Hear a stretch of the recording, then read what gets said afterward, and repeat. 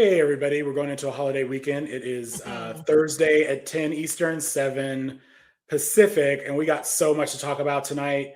And I just want y'all to know the fair has been hilarious, and we have a lot to show you on that. But let's start off with Mitch McConnell. Like, what the hell? Wait, can I preface before we get into this? Because I just want everybody to understand. First of all, this is not going to be like a super serious week. We're heading into a holiday. We're all exhausted. We're going to laugh about some stuff. We need a reprieve. So, like, I don't want to hear it from y'all. These are terrible people. Okay, now continue on with what you were going to say about terrible people. We're one of the worst. Yeah. Okay. All right. So Mitch McConnell, I mean, it's been, okay, so June 14th. So it's been 2 weeks and he's MIA. And a lot of people early on were saying he's dead, right? I personally never thought he was dead because I don't think they can keep it a secret this long. I think he's in hospice care or maybe on life support. Let's hear the 911 or the recording here.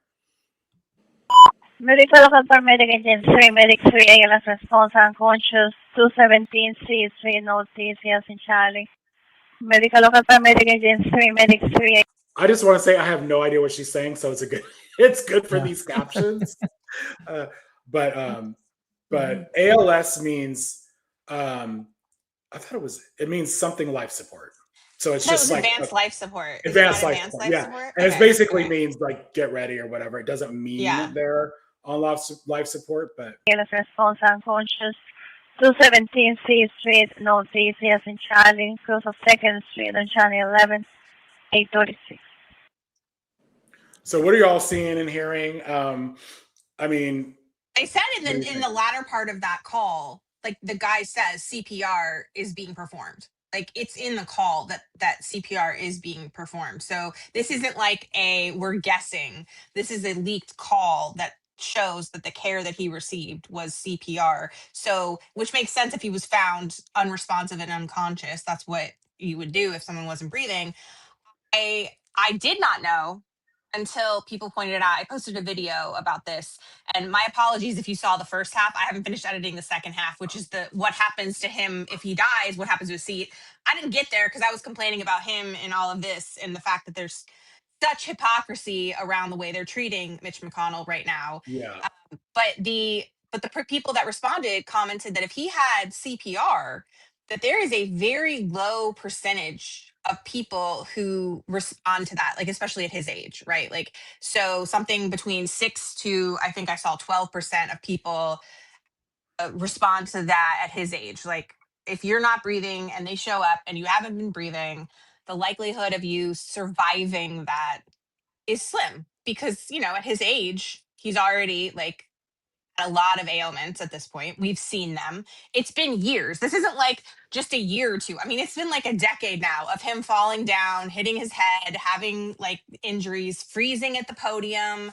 And, so this isn't even me being mean. I'm just like, we have just seen it before our eyes. So I had not even thought about the fact that if he did have some sort of episode, what would the likelihood be that he survived that or came out of a coma if he was, if they were able to resuscitate him to that? I don't. He's been in. And honestly, at any age, like what the report is that he was found unconscious in his DC home, in his home. So it wasn't at work. We don't know if anyone was there. We don't know how long he was unconscious. So, at some point, hey, Melina, you're back on. At some point, it's, like the amount of minutes no matter what you are, if you're not breathing, I think do we think he was living alone? Even I would. No, I mean his wife. I mean, I don't know. I forgot he has a wife. Yeah, he has a wife. They still try. Even no. I'm not saying they just left him. I mean, I don't think he was dead. I think they may have resuscitated him, but I think he's either in hospice care. I don't think he's going to be back on the synth floor. Is bottom line. No. I think a lot of us. I don't want to sound like an awful person, but I was not sad for this news. I will say that. And, my thought immediately went to, Kentucky, Democratic governor gets to appoint a Democrat. No. That's not the state. They have actually legislation that he has no say-so. And it has to be done by a certain time. need to complain about many things here. But Sorry. This is I like, think the legislators actually get to a point, you know, yes. like, So it's like he calls a special Kind of. election and there's a it's like, deadline for it. yeah. So here's what the thing. This is what really bothers me. I would just like the hypocrisy of this, because, and this is also for the Democrats. This is how like ahead of strategy Republicans are. They're like, okay, so we've got this ancient guy who's been in office longer than most of us have been alive. Okay, he's probably going to die soon. We now have a Democratic governor. What do we do? I know. Let's change the rules. So they changed the law Yeah. so that if he dies, Mitch McConnell dies, the not only can the governor not pick his permanent replacement, but when he picks the interim replacement before the special election that has to happen in like a normal year, okay, we're not talking about, I know midterms kind of change some things here, but like just in a normal, anytime, he would pick an interim and that person has to be a Republican. That was a 2021 law they made. So like there's multiple laws that they have created. That they pick. That's exactly right. So he's very limited in terms of who he can put in there. And there's also additional rules, and then there's other federal rules. So I believe August the 4th, like he's got to die before then publicly for anything to happen. And then I think after that, it like forwards on to the main, I guess, becomes their, I don't know. However, where it even kinda- then, it said that it goes against their state constitution. So There they you made go. this law where it violates their own state constitution. So Andy Bashir has a lot of avenues that he can pursue. At worst case scenario is he just doesn't appoint anybody. Because Yes. I mean, right now, the thing that That's has not been, a bad scenario. right. So Right. That's the way to go. already he's not been voting for this entire time since he had his incident. If they want a weekend at Bernie's him, that means he can't vote. So Yeah. they've taken a vote away from themselves. It means the Mhm. Democrats don't pick up a vote, but it means the Republicans absolutely lost a vote. So basically, as long as this goes on, we're better off, basically. Yes, because of the absolutely. alternatives. And Andy Okay, Bashir, so- under no circumstances, should do what the state legislature has prescribed for him to do, because the first argument is it's against their state constitution, and the second argument is fuck you. This has to be the way Democrats play at this point. Is That's what right. would a Republican do? What did Mitch McConnell do? 293 days. There was a Supreme Court seat open. So what would Mitch McConnell do? It was over a year.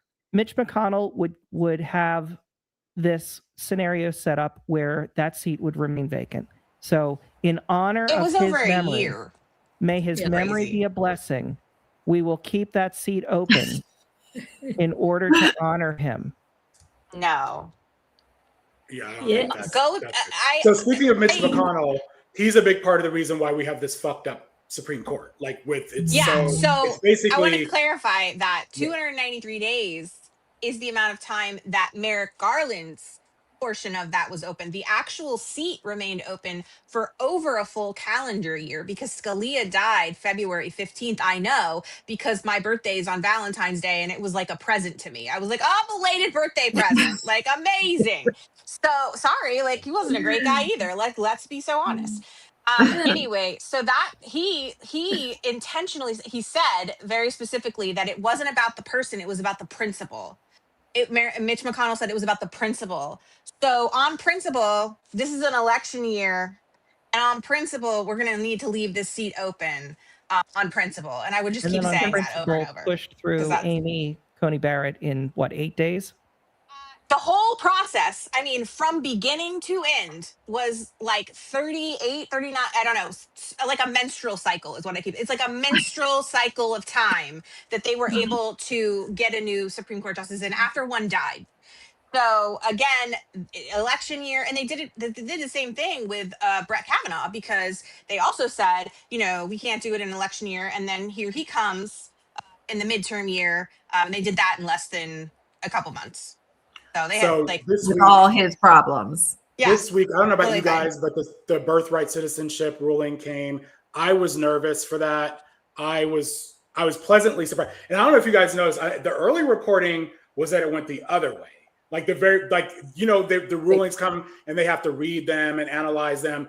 I know NBC for sure misrepresented it. They said it went the other way because my mom was texting me like, "Can you believe this shit?" Blah blah. I was like, "No, it went the other way," because I got the AP report and all that. So there was a little bit of confusion. That's not that unusual, but I think in general, a lot of people have been talking about the balance of the court and how do we fix it, and we also have been talking about court reform. I want to play this little video for you guys because I think we need more representatives, senators to talk about that as well. But I do think it starts with grassroots. But listen to this. I thought this was encouraging.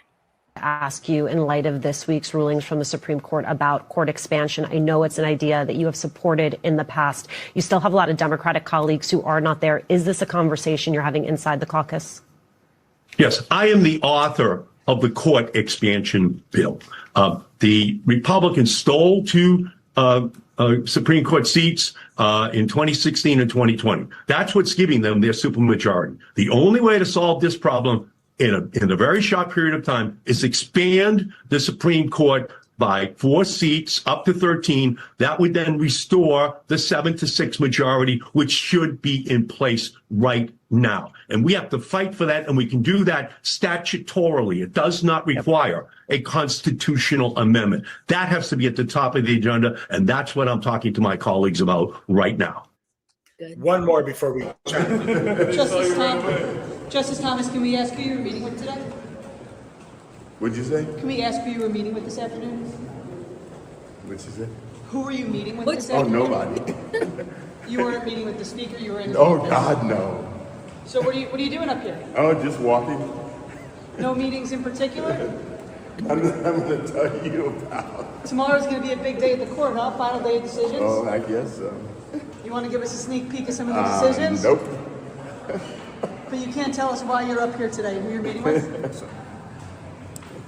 Who All are you right, meeting with? so pretty much nothing. Nothing happened there. But so I was happy to hear Senator Markey talking about a bill, which I really wasn't aware of until I saw that segment. But I think more grassroots need to be talking about reform and what that means, and court expansion and term limits. Like, I don't think any of these judges should be lifetime appointees. I just think that has lived its course. People live too freaking long now. There's too much corruption on the court. We need a way out of it. I need everybody to do a really quick lesson. You cannot be strict constitutionalists. Like, you cannot be strict interpretationalists. Well, I'm just making up words, but you cannot believe that the Constitution is as it was written, and then also believe that these Supreme Court justices should have life appointments and have the power that they do, because they didn't have that in the original Constitution. They gave that to themselves, literally. They wrote a decision. Maybe you've heard of it, Marbury versus Madison. It's pretty significant. And it was necessary. Like, it's not as if we look back and go, wow, that was a bad call, because we needed that. Because obviously, when you create a government from scratch, you're going to find things that fell through the cracks, or things that needs evolve. And so this is why it's important that we have justices that are willing to add and infer as we evolve. This idea that we can't come in and reform the court is absurd, because they already did it themselves. Why should the body that's governing be the only one that has the ability to govern itself? That's also crazy. So there needs to be some kind of ethical, guidelines and standards. There needs to be term limits. There needs to be probably at least enough justices to cover all of the courts of appeal. If we're going to be really honest about it, that makes sense, right? There's not enough. And when they did expand the court back in FDR's term, that was one of the justifications, right? Like, they needed enough justices, and now we have more. We have more courts. So I think it makes sense to do it, and we should be speaking about it that way. We need a huge judicial reform program. And as the grassroots, we should be pushing for that constantly, because that's how you push politicians to talk about these things. We need to be talking about it. We need to be asking candidates about it. We need to be posting about it. And it's not just the Supreme Court. We need justice Yes. reform throughout. I was Mhm. watching a special, I believe it was a PBS special, where they were talking about how Trump has fired over 130 immigration judges, all Mhm. right, which is really impacting immigrants considerably and putting out, cases over a year, some cases all the way pushing them into the 2030s. Can you believe it? And this is kind of the way that that autocrats work. They screw up the judiciary. They attack the judiciary. They fire judges, and he can't fire judges on, in federal courts, but he can fire immigration judges because that doesn't work out of the judicial branch. It's right out of the Justice Department. So I mean, there has been an attack on, and he constantly attacks judges. Constantly, he's attacking judges because of their ethnic heritage, saying they can't rule against me because they're Hispanic. I mean, just crazy stuff. So, in addition to, the Supreme Court and expanding the court, why is the Supreme Court the Supreme Court? Like, why are they the highest law of the land? Why do they get to determine what's constitutional or what's not constitutional? We need to revisit these things because it's not working right now. When they say that there can be unlimited financing for candidates, that's just pure insanity. That's just saying, okay, well, then we might as well have a king, because if the richest people can control the political system, then what point is there in justice? There's no justice when the rich people can control the justice and control the politics and control all the laws. I mean, Speaking of rich, do you know who's gotten rich being on the Supreme Court? Several of our problematic justices, and I forgot to send the graphics to Chris. Sorry, but you can see it. You can Google them, and I've done a bunch of videos. I think it was 2023, 2024, ProPublica dropped pretty expansive article coverage on the amount of money that Clarence Thomas had received from Harlan Crow, and how connected he was to Leonard Leo and all the people, how they were taking vacations together. And it showed that Scalia had also done the same, right? And Alito was also getting money. And the problem is that they have rules about financial disclosure, and some of it was disclosed, but some of it wasn't, because they were interpreting it as I don't know, not gifts, the fact that he bought Harlan Crow bought Clarence Thomas's mom's house, Yeah. and then Mhm. rented it back to her, right? And so that wasn't considered a gift, but obviously it freaking was, right? That's and then Harlan Crow's a mega donor for the Republican Party. Sorry, he's conservative. So this is a problem because, clearly there's conflicts of interest. We're seeing that they are getting money from people, or people that were connected to corporations that they're eventually legislating, or they're adjudicating. And so there's this, they're making tons of money and they're being bought off for their decisions. These people are largely more political than their previous counterparts. And that's because the Republican Party intentionally went after them and bought them. And that's different. Over the last 20 or 30 years, that's shifted, because that's been a part of the agenda for the Republican Party. They realized, oh, if we get in there and mess with the court system, we can really make change. And that's what's happening now. And to Milena's point, that includes the lower courts as well. So in ways that they're able to appoint justices because of the redistricting that these states have done and the state legislatures have done in some cases. And so it's not just getting a president in, it's this whole infrastructure. They really thought ahead in a way that Democrats were not thinking, which again goes to the point that a government has to function and be able to evolve to meet its needs. And now we know that political parties are willing to use money. Citizens United reinforced that. And this is what they've done to it, is a bunch of shady stuff. Now And we're kind of there are screwed. really good ideas that are outside of the box thinking that go more in depth than just expand the court.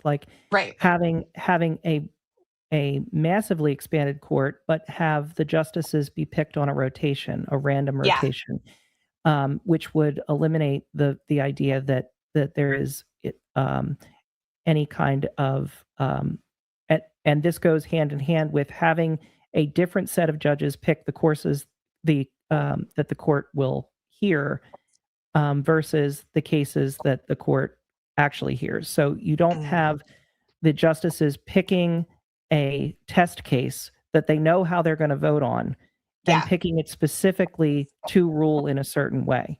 That you have different justices picking the case than are actually adjudicating the case. And it's different things like that that have to be part of this conversation, or we're going to be right back here after we've expanded it to 13 or whatever. And I think that this part of the problem with this is that it gets complicated. People don't understand that. They don't understand how Supreme Court justices pick cases. They don't understand the whole process. I think a lot of people think that the cases that come through the Supreme Court are just that's the only cases. Like that's it for the year. And they don't understand that there are all these cases that don't get picked up by the Supreme Court because they don't want to rule on that. They want the lower court's decision to stand, or I just don't think people even understand that.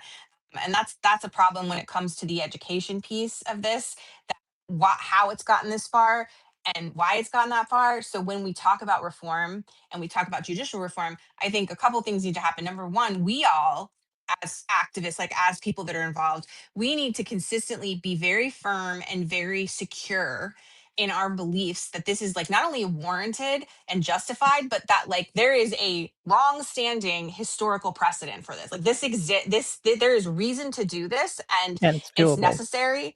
It's very doable. And the reminder that just because it hasn't been done doesn't mean it can't be done, and doesn't mean that there isn't a really cool solution out there. Just because it doesn't exist yet doesn't mean that it can't. And I think we need to remember that and understand that it's slow to change. Typically government is, but when it does, we can take feedback and we can do whatever we want. It's our government. So there's being creative about that is important. And so the education needs to come along with that as we talk to people, and using that term, that judicial court reform, as an umbrella term to like not just mean one thing, but in fact we have many things. And in fact, even if we get one thing, that doesn't mean we stop going to get the other things, right? We keep going until we get all that we want.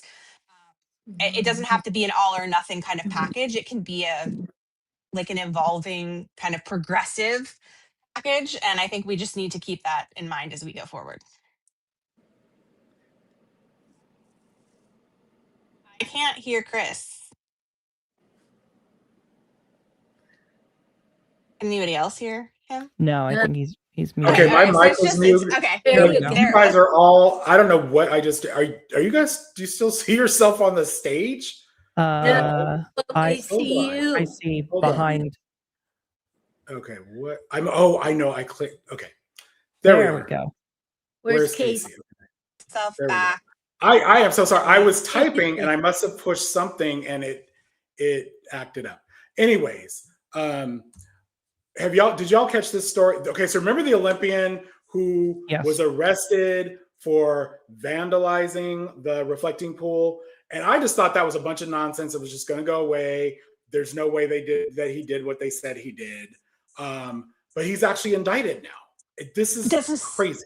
So stupid. This is so stupid. So I saw this, I guess it was today, this news, and I was just like, how can this even be happening? So like, I know the bar is low when you're doing a grand jury, indictment, but come on, this is like what evidence do they have? I told you, I was really surprised that they were indicted. He was indicted. Nothing should surprise me in 2026, but this, I had to be honest, did. And I was like, this. So we have, let me just be clear about this.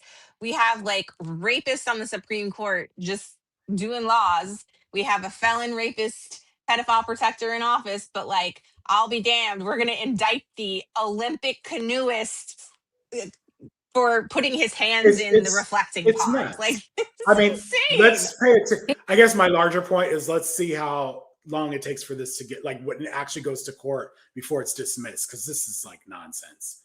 Okay, so y'all, we're gonna talk about the the great fair, the state fair, whatever, in DC. A lot of content on there, but let's set this up with this one clip. Let's watch this. We went to the kickoff of the Great American State Fair, and usually there's a line of thousands of people outside a Trump rally. We got there 2 hours before the doors opened. There was 40 people there waiting to get in there. And then about an hour and a half before it started, there was less than 1,000 people. And then Trump put out on Truth, 45,000 people were there. Like, did 44,000 people come after we left? You spoke to one of the attendees. I want to play that clip and then talk to you about it on the other side of it. Watch. He's accomplished more than anyone that has been around, and he's a hard worker, and he's incredible. And, you know, he's like the energy bunny. It's hard to keep up with him. Is he just running out of juice and falling asleep in these meetings? Why do you think he's falling asleep? I don't think he's falling asleep. And you know what? Maybe he's not really falling asleep, but he's probably sick and tired of hearing the that's in there in the low life that are in there that don't want to accomplish anything but sit on their frickin' ass and cause problems. Was this the lady that drank the algae from the reflector? No. So I think okay, so we know the attendance has been dismal, right? That's hard to deny, and we have more content on there. But I think these are the last hangers on of MAGA. Like, that lady is in another planet, like on another planet with her own reality, not attached to our reality. And I think these are the last few MAGA. MAGA was always a lot smaller than people made it seem, right? They were always like, well, half the country. It wasn't half the country. These are the children that were left behind that they were worried about. Like, this is what they meant by no child left behind. In fact, they were left behind, and it is these people. I really feel, I'm so serious about this. We are going to have to all learn how to deal with deconstructing from cults, because that is the same level of indoctrination. And I'm not even being funny about this. It's like truly the way it is. Like, when you see people who are deconstructing from these very like these strange cults, but also to some extent like very evangelical faiths as well. We've seen a lot of people have accounts on TikTok and other places where they talk about how they've deconstructed from these like super strict evangelical sects of Christianity, and some of the traditions and some of the practices that they did that were so harmful, and how they believed that was legitimate, and their reality, it's just completely, it's the opposite of what we see. And the cult's so effective, or whatever the reasons for why people get in, the trauma, the lead poisoning, I don't know. But ultimately, we're all going to have to kind of find a way, because as we saw with Nazi Germany, right? It's not like everybody woke up the next day after the war and went, Nazis are bad. That's not what happened. I mean, a lot of people were starting to sour and saw it, but it took a couple years for everybody to sort of begin to understand this was like the extent, right? And I'm not saying all of Germany felt that way. I'm saying that there were people, there were pockets. You know, it's not like everybody fled to Argentina together. People stayed behind and had to be convinced that, you know, that in fact their government had done all of these terrible things. They didn't believe until they saw it with their eyes, until it was shown to them, until, you know, like it took a long time. So the fair is probably one of the worst failures of propaganda that I've ever seen. Such an optically history. Bad. I mean, it's been funny to watch, and it's been, I mean, the content on this has been hysterical. And I just want to be a fly on the wall at the White House, because they have to be hiding under their desks. And it's crazy to me that you have Trump, who's talking about doing a marathon speech. He's got to have been seeing that. Like, do you think they're not letting him see this stuff? I don't think they're allowing him to see this. He's never heard of William Henry Harrison. Clearly. What, Susan? You think what? Sorry, I didn't hear the last. I think they're keeping it from him. Okay. Yeah. I think what they've said is he only watches Fox News now and Truth Social. So he used to at least go through Fox Twitter. News right here. They are saying it, thousands of people, and we have eyes, and you can see it's an empty lawn. Yeah, but he's hearing them, and they're saying thousands of people. So he's like, oh, they're all just in the tents. He he wants to believe that. But I mean, what I'm saying is I don't think he's seeing the pushback that he used to see, because he's now, from what I understand and what they're reporting, he's only on these like channels, and he goes to Truth Social, and I'm sure you've seen it. I've been there. I go there more than I would like to go. And it is really like that, those people, that lady that we just saw, that's who's on Truth Social. telling him he's amazing, believing all the things that it's just this like echo chamber of awfulness. I don't think he's seeing what's happening. And if he does, I think it's being I think it's being kind of rewritten the same way the reflecting pond was, where it's like, oh, there's vandals. Oh, like somebody else has done this. Like it's not anything to do with his administration, even though it is like the best metaphor for this administration and for this country. Like it's the 250th anniversary and it is literally in shambles. It is falling apart. It's It is actually, crumbling. Literally. you know, Do you have the I think stage the thing, like I video? think, Show the I video haven't of heard, the stage. That was so scary. let's watch this one video, but I just want to say this too. I don't think we've talked enough about the fact that this really is supposed to be our nation's 250th anniversary, and he has ruined it. It is all about him. And like, I mean, it's one thing, like, I don't feel much like celebrating the 4th of July. Okay, there'll be one next year. But literally, we're not going to have this anniversary again. And he has ruined it. I'll just leave it at that. Let's watch He this. not only ruined it, Chris, he hijacked it. What's that? Yes, he What'd you did. say? He hijacked it. He absolutely hijacked it. Absolutely.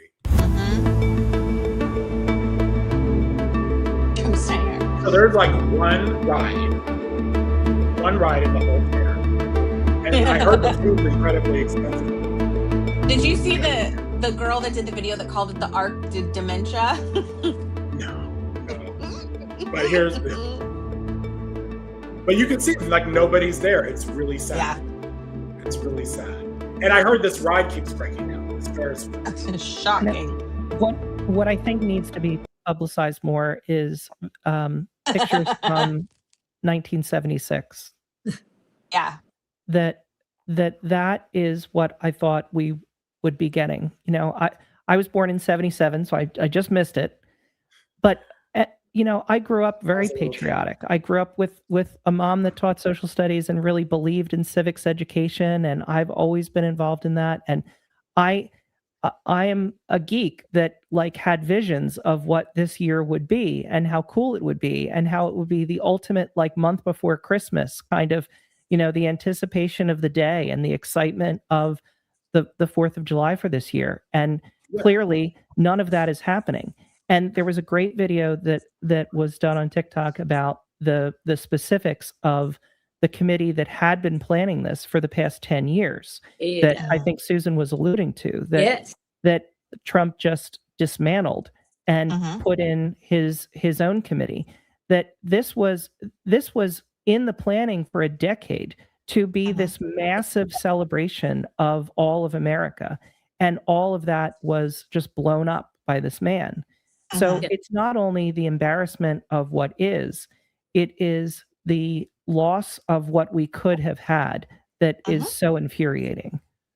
Yeah, and the frustrating part about this is that it's not this was a part of the whole plan that we talked about earlier with the courts, with everything. The Republicans absolutely knew that they would be trying to put somebody in during this time.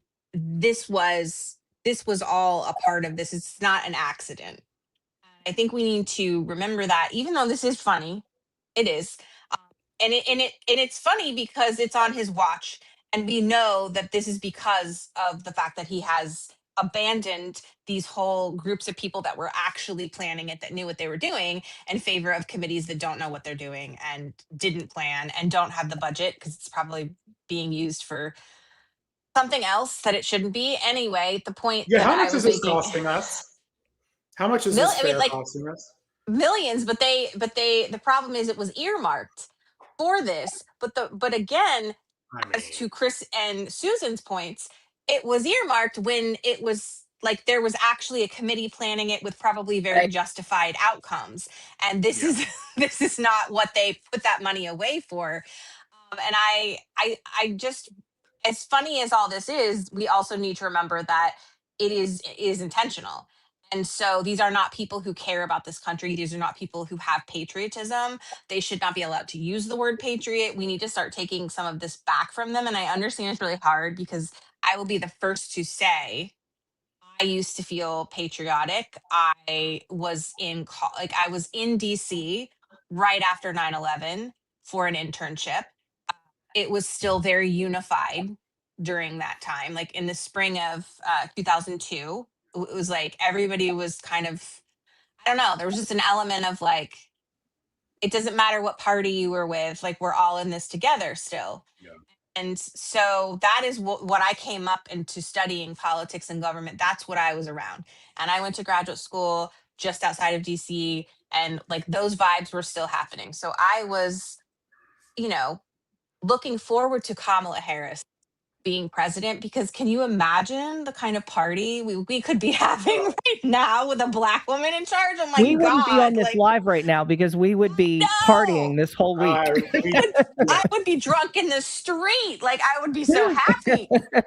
I have already sort of mourned that loss, and I think I did it early because I knew this, and I remember driving down GW Parkway on my way to home a couple years ago, thinking about, oh God, like it was like I think 6 months before. I think Kamala Harris had already been named. I couldn't tell you. But it was during that year where they were running. And I was like, we have to elect somebody because whoever gets in gets to plan this.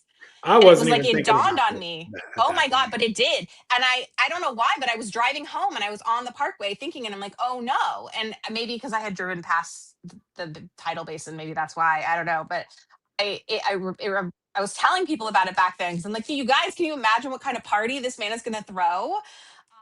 And that was before he had ruined the Rose Garden and torn down the East Wing. Like it was before all that. Like it was just like, just knowing, have you seen his decor? Have you seen Mar-a-Lago? Like, have you seen his style? I mean, This and is I gonna think be this awful. whole fair is really emblematic of what he's doing throughout DC. Like everything Yes. is shoddy workmanship.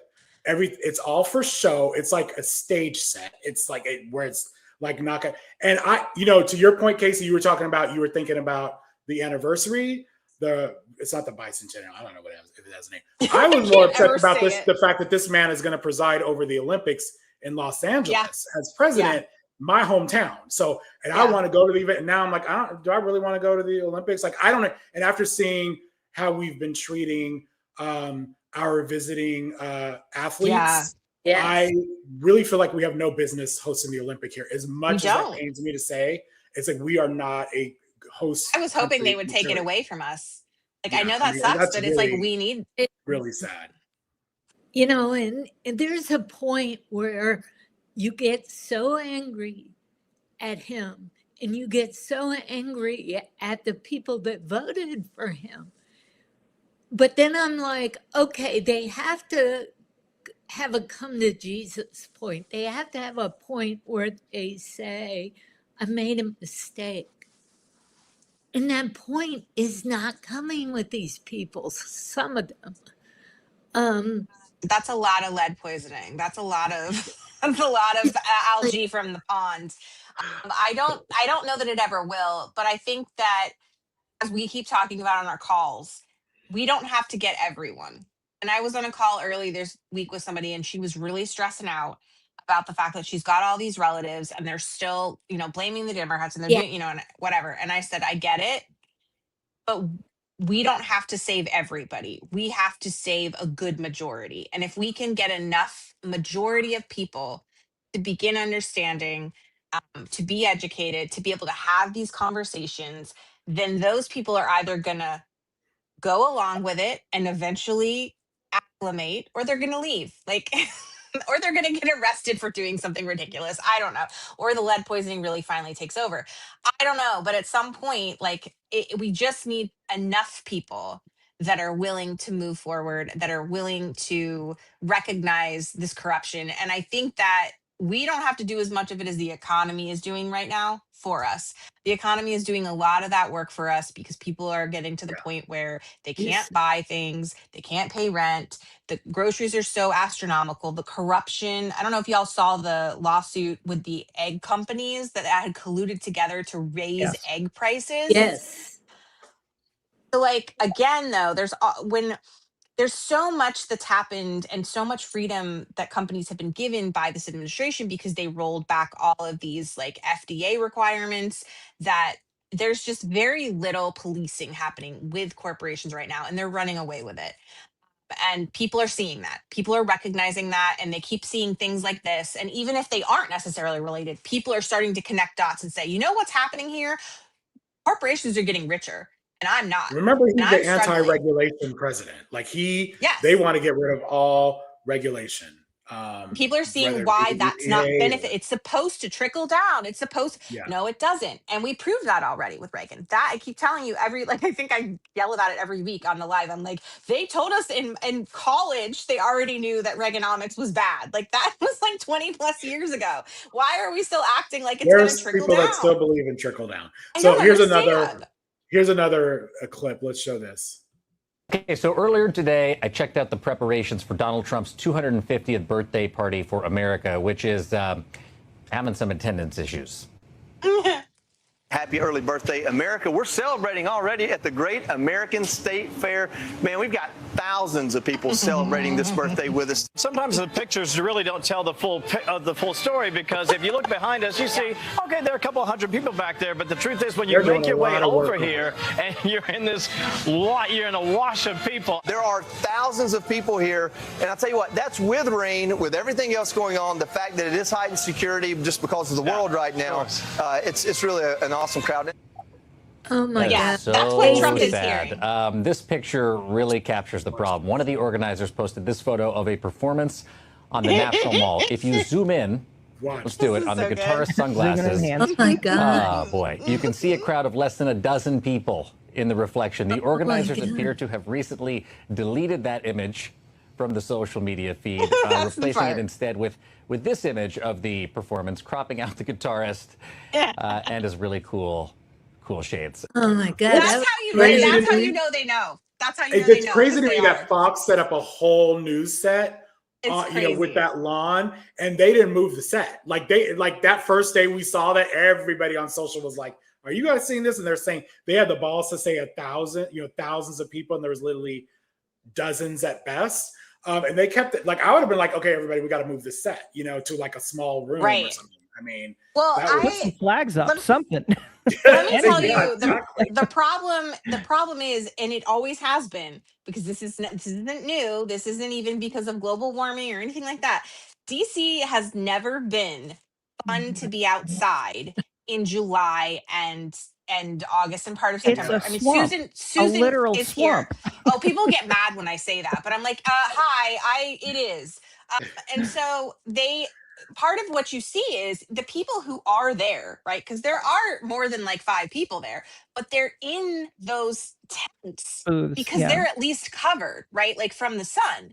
And so, or the rain or whatever. And so when they have these shows where people are performing, there's like literally 5 people out there because there's only 5 people willing to stand out in that blazing hot sun to watch these people because they've gone and taken refuge. So even the MAGA proud that are there are like dying in the heat because there's no AC. Because again, like not only is he tacky, but he's cheap.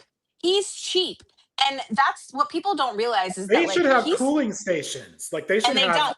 Yeah, it's because crazy. he spends money on stupid stuff and he doesn't do anything correctly. He doesn't do it the right way. That's why when we've seen all the pictures of all the failing like infrastructure, I don't know what we're calling this shoddy. Like these like we're getting to portables that. We're getting to that, Casey.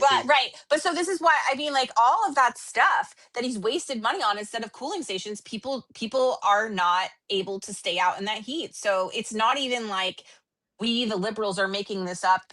It's that people just can't withstand this heat. And I'm sure that the organizing committee that was originally in charge of this understood that and had made some sort of provisions or plans or ways to deal with that. And these people didn't. So to support you on the heat, the receipts, let's watch this clip. Of course, on the National Mall. And here's the thing. We're celebrating, of course, all 50 nifty United States, which is great, but the temperatures are also here to party. The current temperature outside right now, by the way, 101 degrees. You factor in the humidity, and it feels like 110 degrees outside right now. We have excessive heat warnings that are in effect, not just today, but through tomorrow, meaning that at times, get this, Brett, it could feel like 115 degrees. But let There's me like tell you 4 something. people in the That background. does not stop our true patriots. You can see them out here celebrating on the National Mall, right? Now, here's the thing. The heat, though, certainly keeping the crowds at bay at the Great American State Fair. Plenty of folks still braving the heat to be a part of America's 250th birthday. And hey, if you're thinking about taking a train in, budget some extra. I mean, Yeah. he's got balls. Hot mess. Let me, yeah, that's what I titled. I had 2 titles for this. It was either sad hot American summer or hot mess American summer, because oh my god, let me tell you how hot it is right now. I had the AC on. We have like a portable AC that we bring in for a couple of the like really hot summer months here, because some of these houses are just so old they do not have the insulation, and it is so bad right now that I've talked to a couple people that are like in the neighborhood and stuff. And it like we didn't even leave our house today because I mean our kids are sick, but also because it's really bad in terms of the heat right now. And like our dog, we have to let her out in the morning and at night, like because it's just too hot for her. And so the idea that you would willingly go to a giant open field and just stand under that heat, like okay, and this is a really good point that they're bringing up with the trains. Haven't gone down there. I thought about going and getting some footage earlier, but I couldn't go on Monday. And then after that, the temperature spiked. Okay. It's not going to get any cooler the next couple of days. It's getting hotter here. At least And Sunday. you can't get to these places super easily, right? Even if you metro, you have to walk. Even if you take a train or you metro, you have to walk. There's no way, you can't just drive up and park. Like a lot of these people that are coming from out of town, they're used to being able, like if you go to Disney or whatever, you can usually park and then they'll take the monorail or the tram somewhere. You can't do that here. It doesn't exist. There's no place that's just going to take you from AC to AC. So you're already, before you even get out there to sell, you're already That hot. wouldn't work, yeah. You're already tired, and it's just going to get worse. So this is I just a heard- nightmare. Someone's going to die. I'm serious. Like I'm I'm worried really people are going surprised to somebody die. hasn't yet. There was a story, Casey, on the news about a woman who was having a heat stroke and she fell in the pool that they had out there for We have the clip, Susan. Okay, so since you brought that up, let's go. So talking about heat here. You were just over in the medical tent being treated. Tell us about how you're feeling. Now I'm fine, but previously, none of these booths have air conditioning. We don't know what happened, but I started seeing stars. Oh, really? And we went to the tent. There's a religious tent because that's the theme for today. And they had a pool. They're baptizing people. Thank God they had the pool. They said, "Do you want to get in?" I go, "Yes, I think I do." I think I want to be baptized. I'm soaking wet. But I went to the medic tent. They took care of me. I still got one of these towels. They filled me with electrolytes, but good Nice folks in there for sure. Oh, they're wonderful. They are absolutely excellent. DC excellent. Fire helped you out.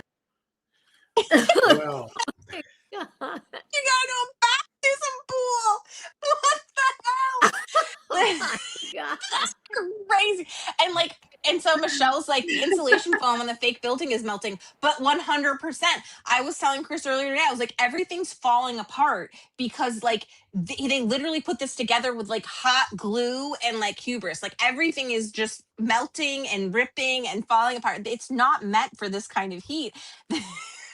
Even the trains, even the rails on the trains are expanding, so they're having to improvise the schedules.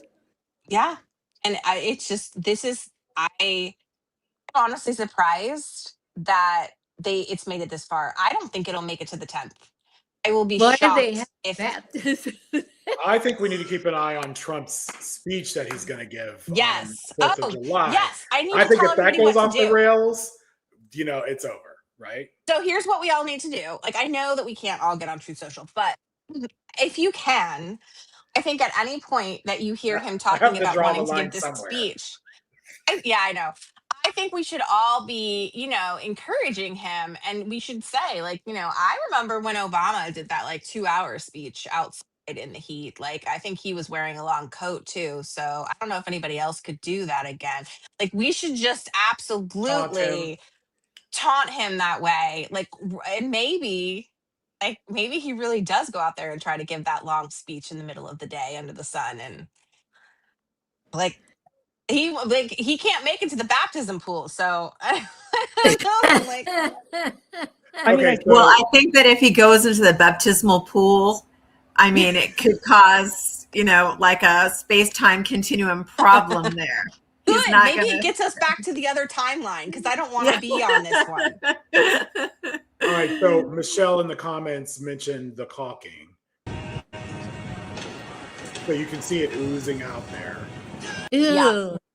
I mean, the whole thing, that looks like it's going to fall and hit somebody's head, to be honest. That corner Well, there. and you got the stage video. It did.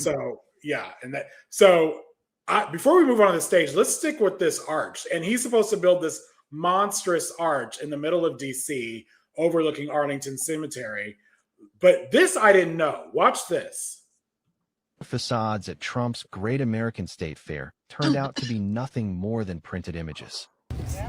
They're printed. I don't want to touch it because you know how they feel about touching things around here. The woman recording joked about those printed images stapled onto flat surfaces to make them look three-dimensional. Quality craftsmanship. America. American workers. America. Horrible. Wow. Yeah, I put a video up too. I think it's a couple back on mine, and you can see the woman running her hand across it and how it is like just flat. It's like contact paper.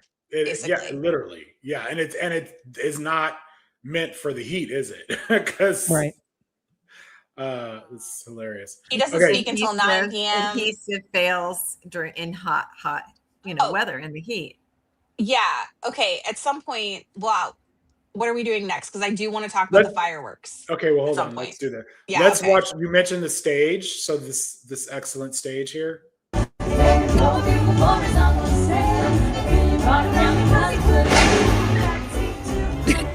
I mean, first of all, somebody could have really gotten hurt. Yeah. They didn't. But I'm sorry. No, you have to. That's crazy. If you look where it is, and there had been some bands performing, like concert bands, like big bands performing on there. That is where musicians would have been sitting. Someone would have been seriously injured or killed. Yeah, absolutely. 100%.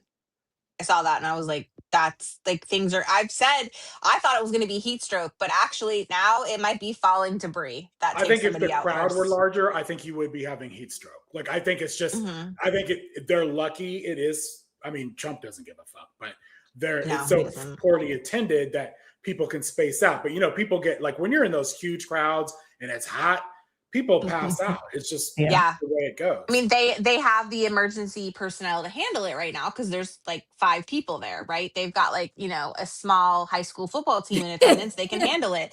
That if it were like actual massive crowds, like they would be struggling to deal with the fallout, I think. They'll all be running for the baptism pool. That's right. Michelle was like, I am that's very a pool full of people's sweat. I am very susceptible to heat stroke, so I would probably end up a Christian by the end of it. Amen. I am too. That's why I wouldn't even go. Like I can't stay out for a long period of time. You're not getting through the 4th without somebody having an incident because of, and I'm sure you were going to talk about this, him pushing the fireworks back to 11. Yeah. The fact that you're going to have people out for that long. Why did he do that? Do we know why? He said the heat and that he absolutely wanted to do his speech and right. So but if there are going to be any crowds of any significance, it would be at that time. And so I hope they have some kind of contingency plan, though, given what we've seen. I doubt it. I don't think so. And the problem that people what they don't understand here is when it's this kind of heat and humidity, it's oppressive and it stays. Like I could go outside right now. Let me just see. I'll tell you what the temperature is. So it's 87 right now at almost 11 p.m. at night. And horrible humidity. It still feels like 90 degrees.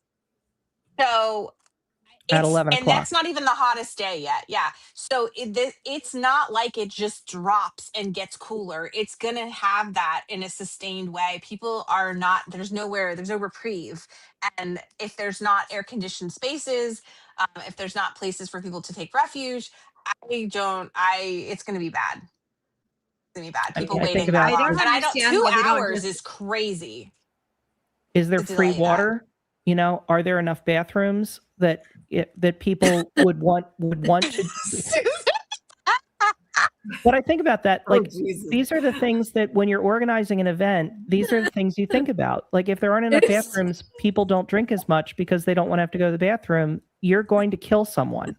Chris, By decisions like 100%. that. oh, There's a pool. There's a baptism pool. Okay, well, it's not that big, the pool. I'm sorry. No, this is the problem is that none of these people have you just have to have the most casual relationship with project management to understand that this is a shit show. Like, you don't need a lot of experience planning something to go, hey, like, we should probably have XYZ. And of those things, there should be like shelter, bathrooms, and water and emergency personnel. And you know, not things that can't withstand a summer in DC. I'm like, have these people never been to DC? Where's this committee? I don't think there is one. I think it's like one person probably submitting receipts after they've, I don't know, gone to Michael's and Home Depot and like all this stuff. Like, it's not even as if somebody thought this out. I really do feel like he's just telling people random things. I don't know, because that's what it looks like. I mean, that looks like Nazi Germany, but I mean, like, the rest of it, Okay. I'm saying. So we saw this post on Truth Social. Wait, sorry, Susan, what were you saying? I cut go Susan ahead, off. I said I Sorry. was laughing, but I like Chris's point. You know, where are the bathrooms? I mean, when Yeah. you have that many people, and are they cooling stations? I don't have a photo, but there are porta potties. But there is, and there's no line.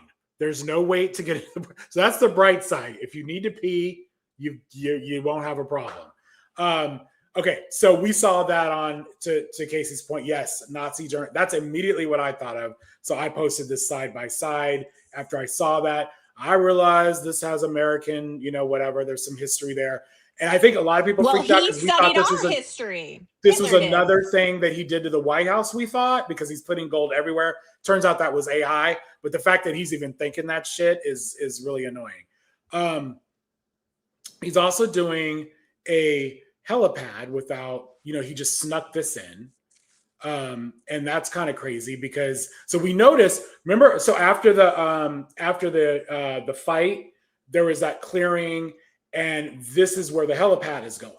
So this is after the fight, he's putting a helipad on the south lawn, and it looks huge. I'm really upset about this. Yeah. So watch. So there's the first I heard about it was in this video. I guess this is MS Now that did this video, or it might have been NBC. Watch this video. A construction zone because the president. So that is the helipad right there. That's where it's going to go. That's huge, right? Is currently a construction zone because the president, it appears, is planning to put a new helipad in. There is, of course, also all of that gold that has been plastered onto the walls of the Oval Office over the last 18 months. And then if you go over to the Rose Garden, the grass was pulled up and replaced with a Mar-a-Lago-esque patio.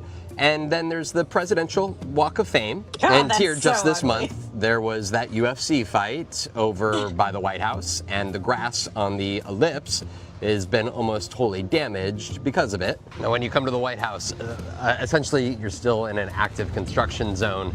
That crane overhead, of course, has been working on that several $100 million ballroom, the East Wing that has been replaced, and then other projects of which we don't have all the details on. And then there's this renovation happening of the North Portico here, these columns getting worked on actively. He's also, of course, he's talked about painting the building next to the White House where a bunch of the executive offices are. He's talked about painting this building white. As you can see, it's still its natural stone now, but who knows? Of course, you'll remember the last year he put in 2 very large flagpoles with flags on them on the north and south lawns. And I'm actually across here from the White House now over at Lafayette Square Park, where the president was spotted just the other day appearing to inspect potentially trees. Our friends of the Washington Post are reporting that the park, which is not yet back open to the public, well, he wants 47 trees here. Yes, 47 for being the 47th president. So let's back up here. Let's go through this. But Casey, didn't you find something they're taking away some of the cherry blossom trees? Yeah, so there's some talk about removing the cherry blossom trees, and I don't know if Michelle, if you're still here in the comments, but there was talk about them adding a golf course or whatever, and they were going to need to tear down the trees to do that. I think you can see along the tidal basin that there's all kinds of construction, and when you go into the city near the White House, to their point, you can see all the cranes and stuff. It really is a mess. Like, I was shocked when I went in a couple weeks back how much had changed just in the few months that since I had been in the city. Because like my kid's pediatrician is in there. Like we go in the city regularly, and I thought a lot had changed just in that short period of time. So here's the helipad, and just to remind everybody, this used to be a green lawn. And when the Air Force, the Marine One would land there, they would put they would bring out a temporary helipad. And I mean, they've been doing this way for decades. So I don't know what the problem was, but he'll probably put a T on it for Trump. I don't know. 100%. So we've been watching He'll name it. He'll call it like the Trump helipad or whatever. And so this is the Oval Office, which is gaudy as hell, and all of those are stickers. So we can't be too mad at that because that should be easy to fix. The Rose Garden is no more. It's a parking lot. And it's an outlet food. It's an outlet mall food court. Yeah. It's so ugly. And then we have this Walk of Fame. I think this is pretty bad. This is one I'm sure of the all worst. of these decals will come down. But like what he did and like put those comments like it's social media posts. But it's not only that. It doesn't even match. Like no, it doesn't. I don't care if they're the same from picture. Like when you see pictures, it does not look the same. So it's like whoever did this didn't think about how it would photograph. Like he is not having an interior designer worth anything do this shit. Like there's no. It is put so your name on this. He's his own interior designer. Yes, he's doing this. This is his aesthetic. And if this is your aesthetic, I'm not gonna apologize. It's ugly as fuck. Like, and you need to like commune with somebody that has good taste, because that's a problem. And you want to take that shit and put it in your own house, that's your business. But you don't put it on the people's house. And that's what this is our house. It's not your house. And that's the problem, is that like this is supposed to be representative of our nation, not like his like what are we calling this? This is like I think he really wants it to look like Versailles. I think that's like that's Versailles, what he's going but for. like, what's the gross version of that? Oh, like gross? on steroids, like but Gross. drunk and like Mar-a-Lago. I don't know. That's the gross version of it. So That's speaking right. of this Walk of Fame, remember, I don't have the clip. Remember, he was talking about I'm putting a new slate, and it's not even a U.S. slate. It's imported slate. And he's like, I'm paying for it, because he was asked who's paying for it. He's like, I am. We're paying for it. It came out this last week or this week that taxpayers are paying for this imported slate that is going in this horrendous Walk of Fame.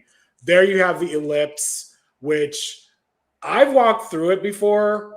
I was at a White House event, and I was trying to cut over to a restaurant. I remember a bunch of greenery and shrubs and flowers. It's all gone. And mature foliage, if you've ever tried to buy mature foliage and have it installed at your house, it's quite expensive.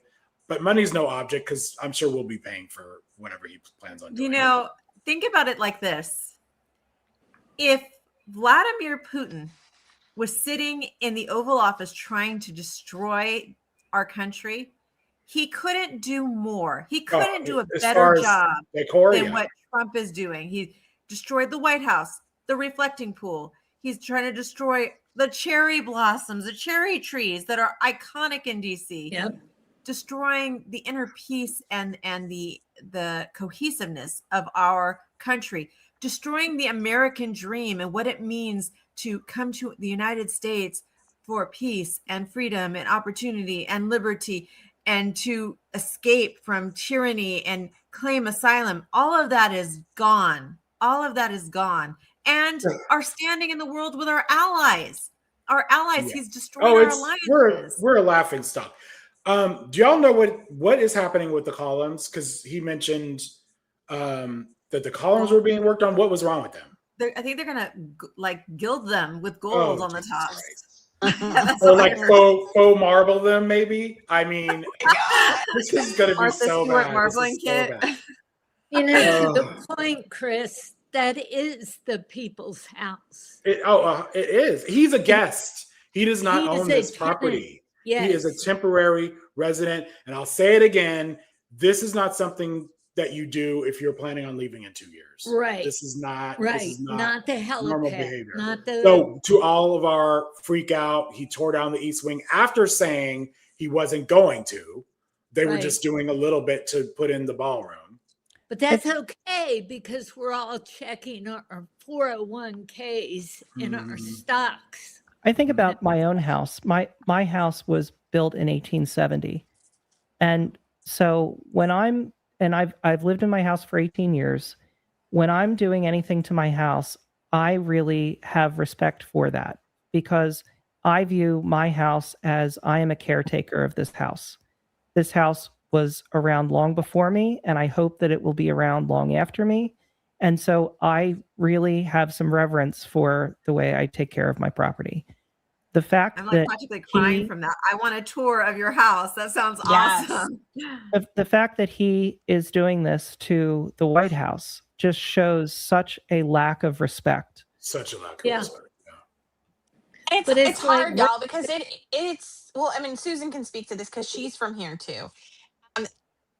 As you get closer into the city, there are a lot of very historic spots here, right? Like the history is everywhere. It's not like, Florida where you like turn around and it's a new subdivision and everything looks new. Here in DC is one of the older places, right? Like it's similar to, like where you would go in Philadelphia or some of these other where you see there's a lot of houses in Old Town that were from the 1800s, right? And so the same thing goes for DC. When you get in, you can see a lot of these very old buildings.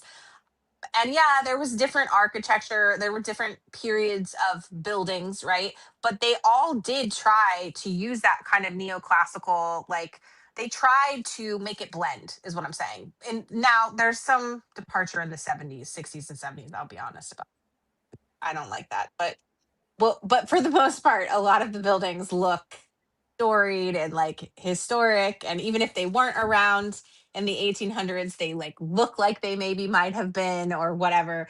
This man does not care about any of that history. He's it's just weird because everyone else has sort of honored that.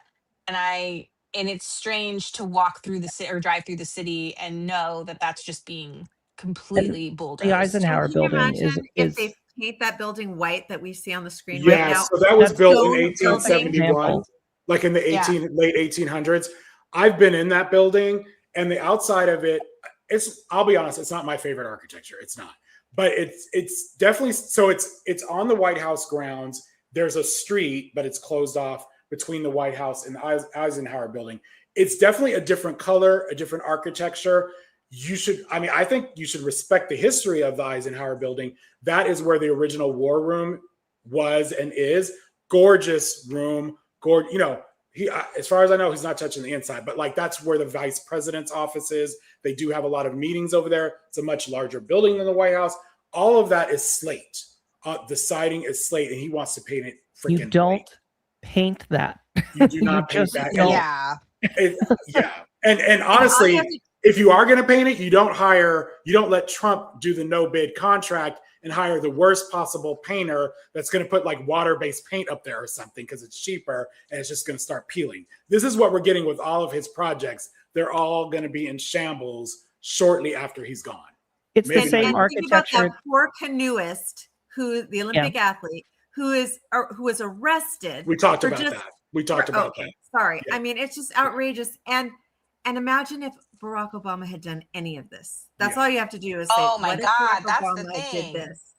Yeah. Well, and it's all of this style, it makes sense because the way that the city was gridded out and the and how Lafayette, like how much of an influence that he had. So there's a lot of French architecture and a lot of nods to French architecture in the city. And it's nice because again, like there is a nod not only to our history and how we got here, but also the the multiculturalism that this whole country is built on, right? Like there is this very wide, diverse assortment of people that come from many backgrounds, and I like the idea that we pull some of that in and represent that. Not to mention the fact, like, we didn't even get into the point about who built some of this. Like, right? We haven't even talked about, like, well, slaves built the White House, and this is what I'm saying. We haven't talked about that part either. And so coming in and tearing down some of these historic structures that were built by enslaved people that's a whole other layer of problem, right? Like the East Wing is relatively new. Well, like I think it was built in the 50s or something. Yeah. But I mean, but that's not the only one, is what I'm saying. They want to keep cutting and taking. And I'm saying when you're dealing with a history of a nation that was founded on the backs of enslaved people, then at some point you're going to be treading on that as well. And that's a problem. So, and that's not, I haven't heard anybody really talking about that. And I'm like, it's like, yeah, well, he's only done this, this, and this, but look at, he's done this, this, and this. Like, what's going to stop him from doing the next thing and the next thing and so on and so forth? And just, I mean, this is a man who has zero respect or reverence for any of these things, which, is a problem given the fact that our history is troubled and we haven't done the necessary reparations. We haven't done the work that we need to do to even honor, like, the ancestors that built the city. And now this man's coming in and tearing it down before we can even do that. And to Michelle's point in the comments, this is going to cost us, the taxpayers, $1 billion. I mean, that's absurd and obscene, especially when we were promised that we weren't going to have to spend a dime. That's, I mean, especially when people are going to die of heat stroke watching this stupid, like, anniversary celebration, like, but he'll spend $1 billion gazillion dollars, like, I like that one, so I put it up. Ew. So gross. Has anybody seen the recent post where he's a doctor? Yes. Okay. Oh God, it was so bad. I want Robert De Niro to sue him over that. And Rosie O'Donnell and Whoopi Goldberg and all the others that were included in that video. Outrageous. Oh my God. It's so scary. Yeah, it is. I've gotten a couple ads, like that pop up on stuff, and the how they're telling people to buy their AI products of like, here, you can make a video. Imagine what you could do. And it's like a guy fantasizing about a woman. And it's like, you can put your pictures here and we can make scenarios for you. And I'm like, this is awful. Like, I can't believe you're just telling people this. It's crazy. Like that AI is problematic. I don't mind this because his other creative AI. His like other the one that was I'm AI with his freaking eagle. Okay. Oh, this is not. This is just like CGI effects, whatever. But I'm talking about the. Yeah. All right. So your voice, like what he's doing, like where he's impersonating people. Yeah. So what did we find out this week? That he has enriched himself. He is grifted to the point of $2.2 billion. This is a list of where he got his money from. The World, here, let me move this so we can see it a little better. World Liberty Financial, almost 800 million. Meme coin sales, 636 million, which I will say, not that I feel sorry for anybody. A lot of the people that bought that meme coin, he got rich. They ended up losing a shit ton of money. Yeah. Mar-a-Lago, guests are piling in and paying top dollar to go. That's $77 million, including foreign dignitaries. And Trump's National Doral Golf Club, 122 million. So I think the really concerning part is the World Liberty Financial and the meme coin sales. Now, that's not even talking about his sons, the profiteering. That's what I wanted to talk about. Because Nick was just saying this last night. My husband was talking about this. And he was like, oh, well, he made X amount of dollars on that meme coin. And I had totally forgotten about on the crypto stuff because I had covered that last year. You made a ton. And I found out all about that. And I was like, first of all, this is the biggest scam. I can't believe anybody would fall for it in the first place, but okay. But so I was saying, he's going to die soon. Like, I don't care. Like, this man is not living forever and he is going to die. But he's going to leave all of this to his children who are also a part of this and benefiting. And I would like to just put this forward now that we need to start talking about accountability and who's going to be paying back the taxpayers. We need to claw back that money from his. That's what I'm saying. Sue his estate into oblivion. 100%. And I don't want to hear anything about people feeling bad for Ivanka or any of his kids. Jared, what is the other? Jared's her husband. Jared Kushner has got his own fortune that he's been making. This is all of these people are bad people. They're all in deep. They know what they're doing. They're all a part of this. And we cannot forget that once this guy dies. Like that, everybody has to pay it back. Everyone. I want all that money back. This is crazy. Yep. Yeah, I mean, there was like a $620 million business loan plus a $50 million incentive. That was from the DOD, plus a $50 million incentive from the Department of Commerce for one of Trump's ventures. $14 million here, another $40 million here. They're involved in all of these, high-tech companies. And, if I had a high-tech company, of course I'd say, come be part of my board of directors. Because then it's like almost a guarantee that you're going to get a government contract. This is our taxpayer dollars. And this is crazy. And there's been no documents where they're or no research into how much money these guys are making from it. So they're making all this money. It's completely shrouded in secrecy. And there's no transparency. And I was surprised he released all this information in his financial disclosure. And I still bet it's underreported. I do not think that's the point. This is what he told us, which means it's so much worse. And I keep saying this every day.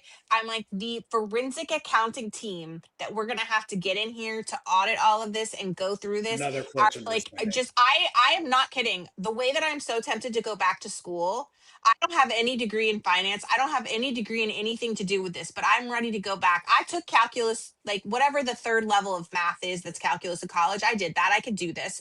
I want to go back and learn this so that I can sign up to be a part of this team, because I want to figure out where all of our money went and who got rich doing it. I want to go after every single person that fucked over this country, because I'm like, the way these people are so greedy, and they need to keep track of interest. They need to pay it back with interest. I mean, some of the stuff they're bragging about. They're going on the news. They're going on Fox, and they're bragging about this $48 million government contract that the company that they're now the chief advisor for just nabbed from the government. They're doing it in plain sight. So I mean, I don't even think you need to be a forensic accountant. All you have to do is be able to read the newspaper. I mean, it's insanity. You know what? The Times did reporting on this.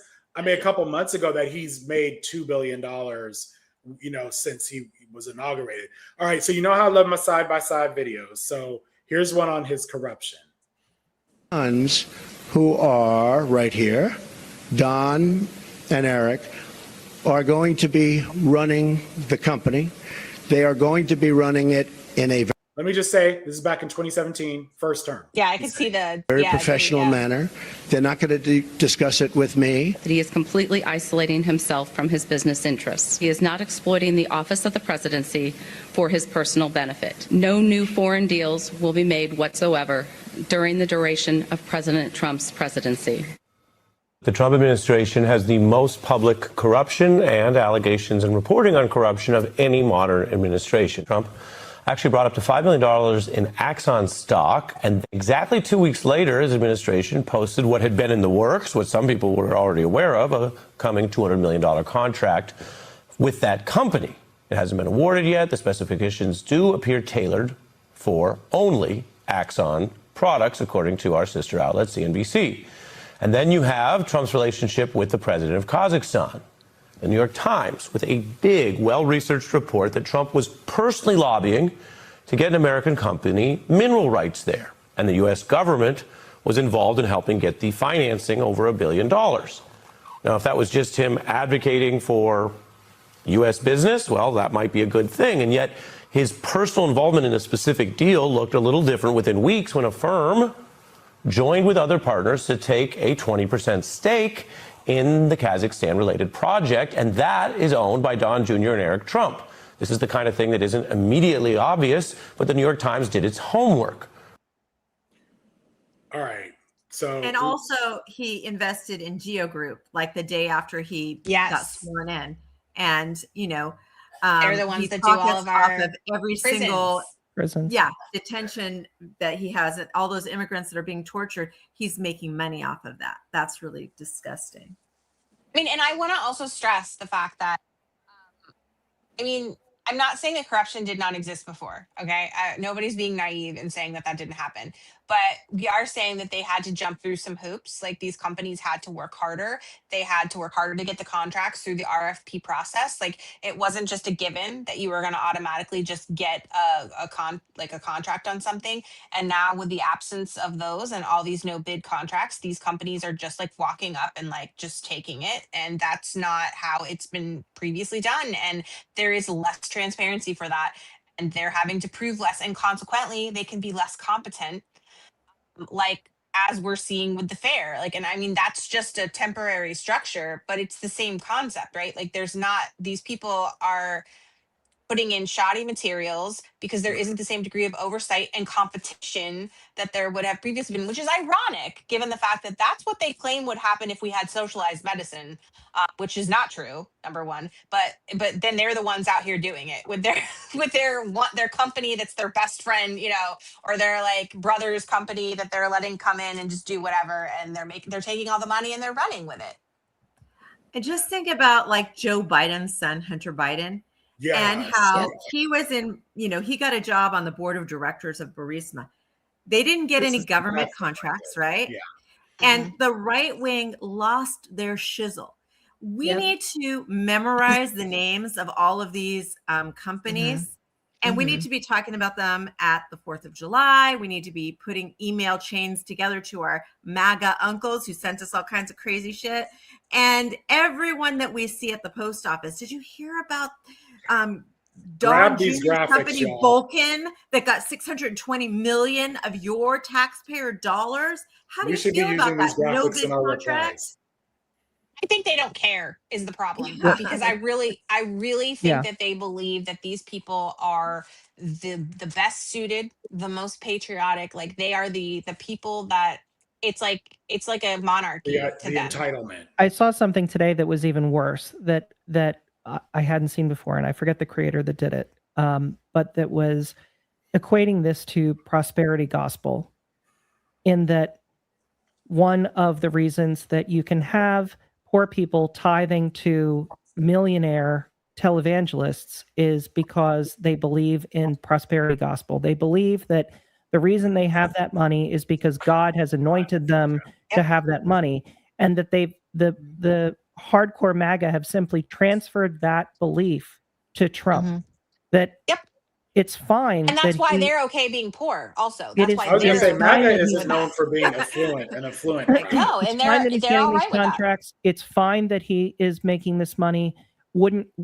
I would do it? I would take advantage of it, and that is God saying that He is our worthy Savior, and He is being given this money as His reward.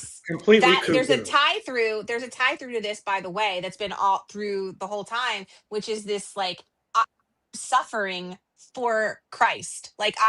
So they are actually, I'm not kidding. Like, it's a whole thing. So like when you talk about the economy and all the things that are happening in job loss and everything that is connected to this administration that they're causing directly, there's this belief and mindset by these Christians that this is a part of their like obligation to God, and that their journey to God, and that they're going to spend such a tiny fraction of time here and an infinity in heaven. And so it's fine that they suffer here, because that's a part of their loyalty and their gift to God. It's like But I really think awful. That's like when you talk about like the MAGA and the evangelicals. But Yes, there's yes, a yes, lot yes, of yes. like independents and a lot of people who are low information voters that we just got to get better with the whataboutism, because the right is constantly like, oh, but what about Hunter Biden? But what about Libya? But what about Hillary Clinton? What about the emails? We've got to get like, okay, what about Don Jr.? What about Barron Trump, who's 20 years old and is like on the board of directors of a yerba mate company? What the hell does he know about yerba mate, which is a South American, mainly Argentinian, like coffee type drink, like very kind of bitter. What does he know about anything? What does he know about it? What does he know about running a company? And he's on a board of directors. I mean, it's just insanity. Well, he was going to run TikTok for a while, right? Yeah, He's give he's him on the that. board of TikTok.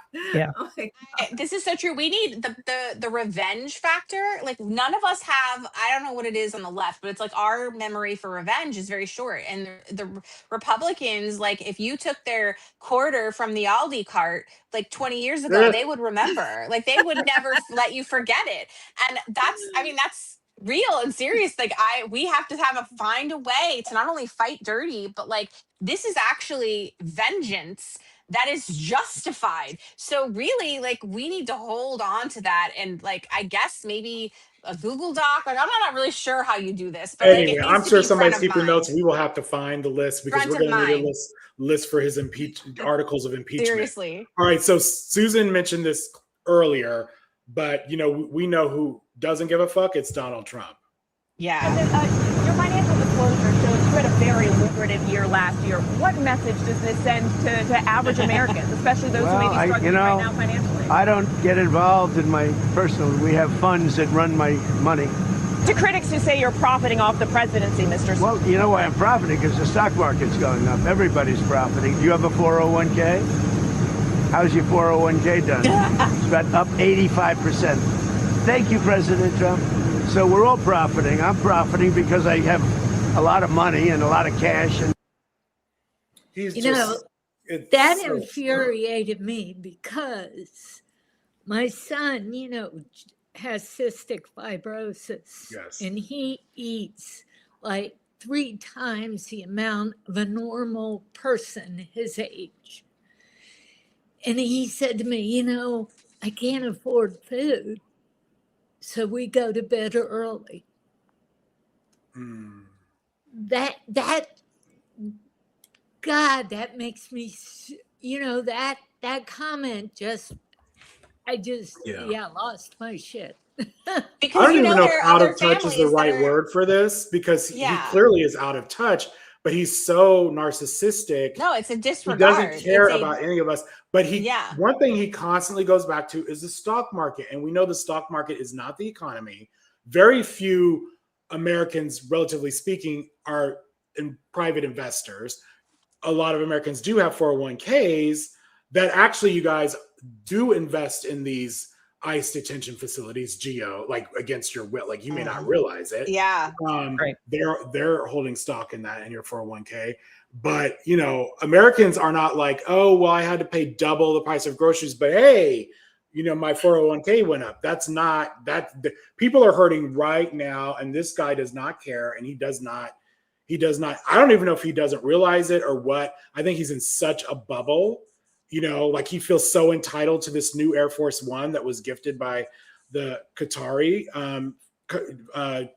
government, that we had to pay a fortune to bring up to speed. I do have a question, since I don't have any content on that, you guys, but one question I've had, and I haven't seen it. Usually there's 2 Air Force One, like there's a double, right? And they both go where the president goes, especially if it's a foreign country. There's only one of these Qatari jets. They're building 2 new Air Force Ones from scratch that will have this color scheme.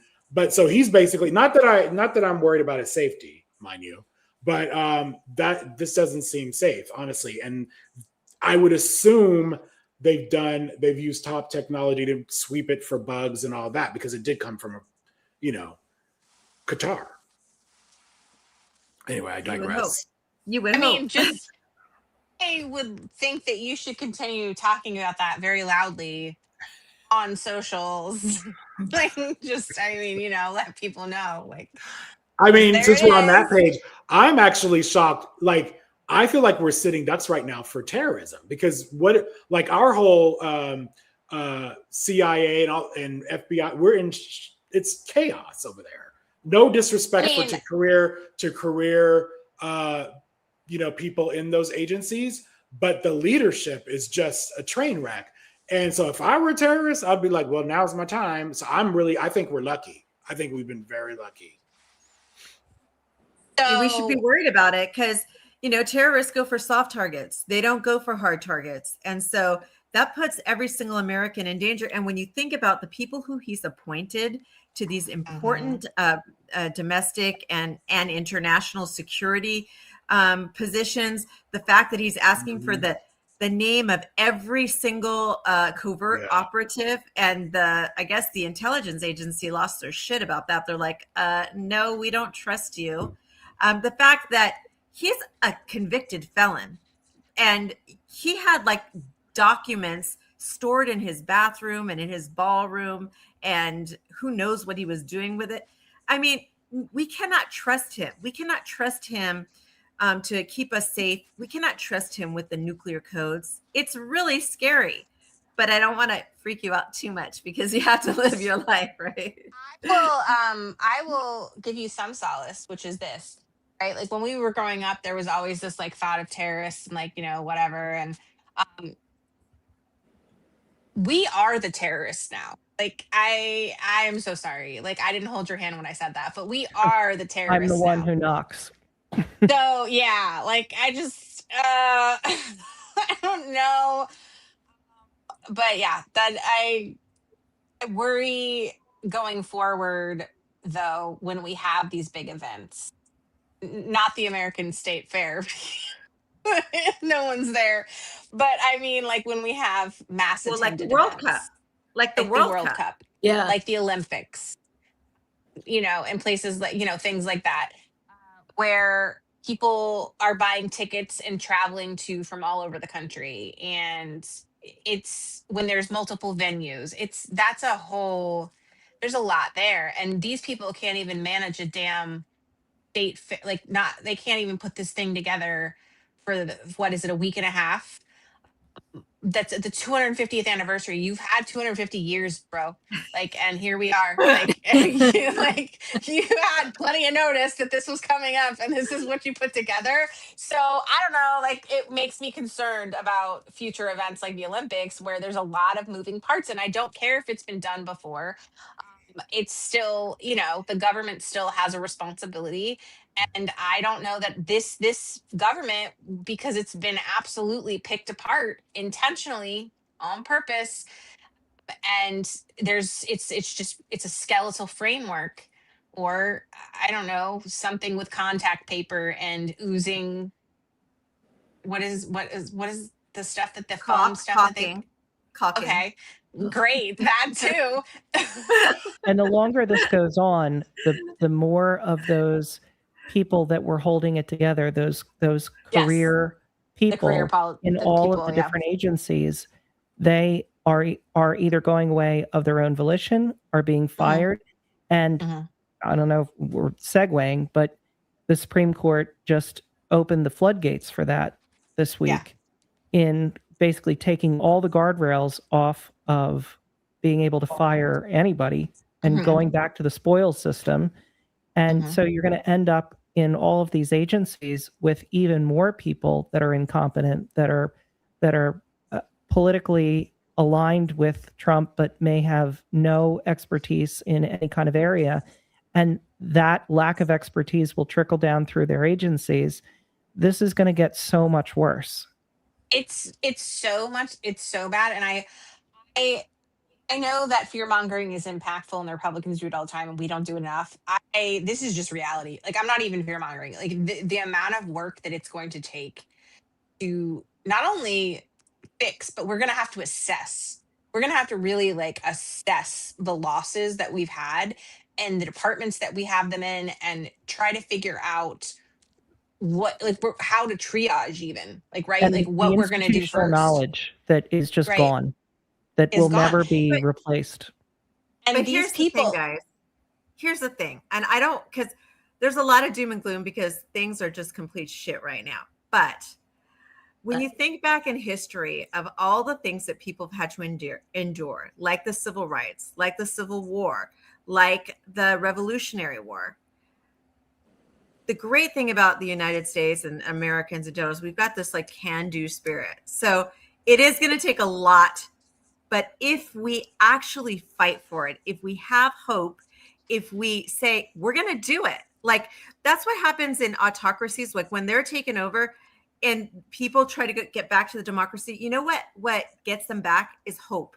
So we'll do it, but I just I need to prepare. I feel like I need to prepare everybody because it needs to be said, and that's why we need to be talking about this, is because I need people to have that patience when Democrats do come in, because I need people to understand how long this is going to take. It isn't a doom and gloom thing. It's a reality check for when we get elected and we have people and politicians that are in place, that this isn't going to happen overnight. And that if you look and say, well, this isn't running this way, or this is like, we need to understand the damage that he's done is going to be lengthy, and it's going to take a lot of time and cleanup and patience from the American people in understanding what that is. And I know part of our job is educating people on that.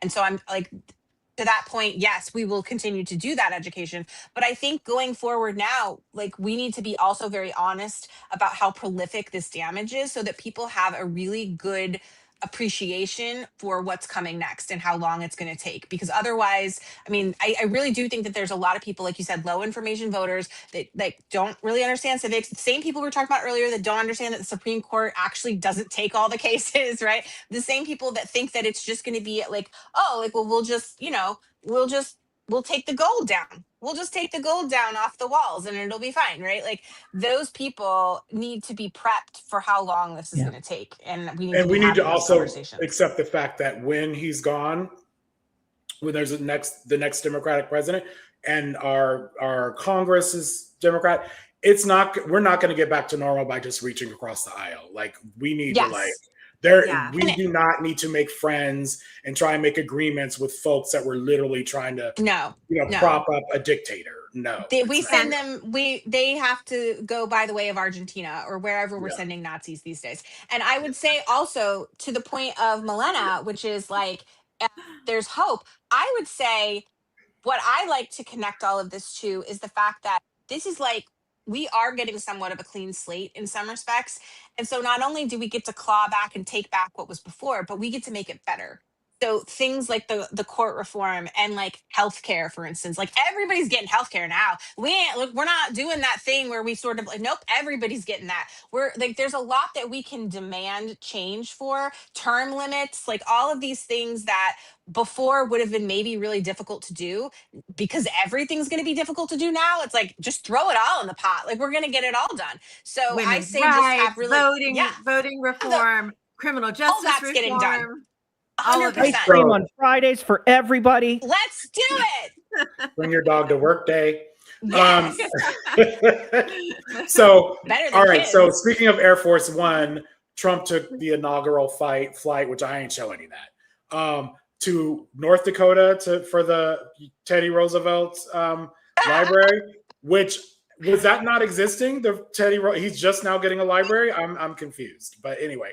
Apparently he's still alive, so that's. And I don't know if you saw it, but there was a horse, like you know how normally the police cars are in front of the beast, in front of his motorcade. There were cadets or whatever on horses, but here he's speaking. $150,000 to support the opening exhibits during the first year, so they're getting a nice check. Oh, exhibits was what he was saying. I was trying to understand what he was slurred saying. his words there. I mean, he is seeming more and more crazy. Not that part, but everyone was panning him on this. Well, I appreciate those words. Those words are fantastic, and I just want to say it's an honor to be with you today. we are making a little bit of a tour of some of the fantastic things you've done. So, okay, if I'm being charitable, the AI of Teddy Roosevelt, so he's having a conversation like Teddy Roosevelt He was playing along. There are a lot of things to criticize him about. I was just getting there, Chris. So basically, this is interactive. A lot of people on social were saying, "Oh, he's crazy." I was one of them, but this is an interactive display.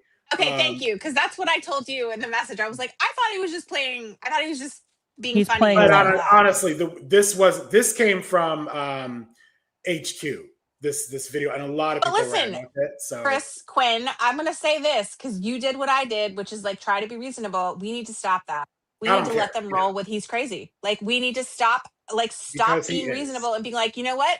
But do we know for sure that he is? No. Probably not. So actually, he's crazy. And I think of all the other shit that he does that is crazy, like the doctor post where he puts himself like 30 years younger as a Dr. Trump, and then makes Robert De Niro and Whoopi Goldberg and do you remember all the videos of Biden like tripping a little bit, and they did the like loop version of it. I mean, this is like this. Somebody showed me a video, and they're like, "Is this true?" I'm like, "I don't know." Of Trump letting out the meanest fart. Okay, and I personally don't think it was true because it was so loud on the mic. We've heard other ones of him fart that are like a little more realistic.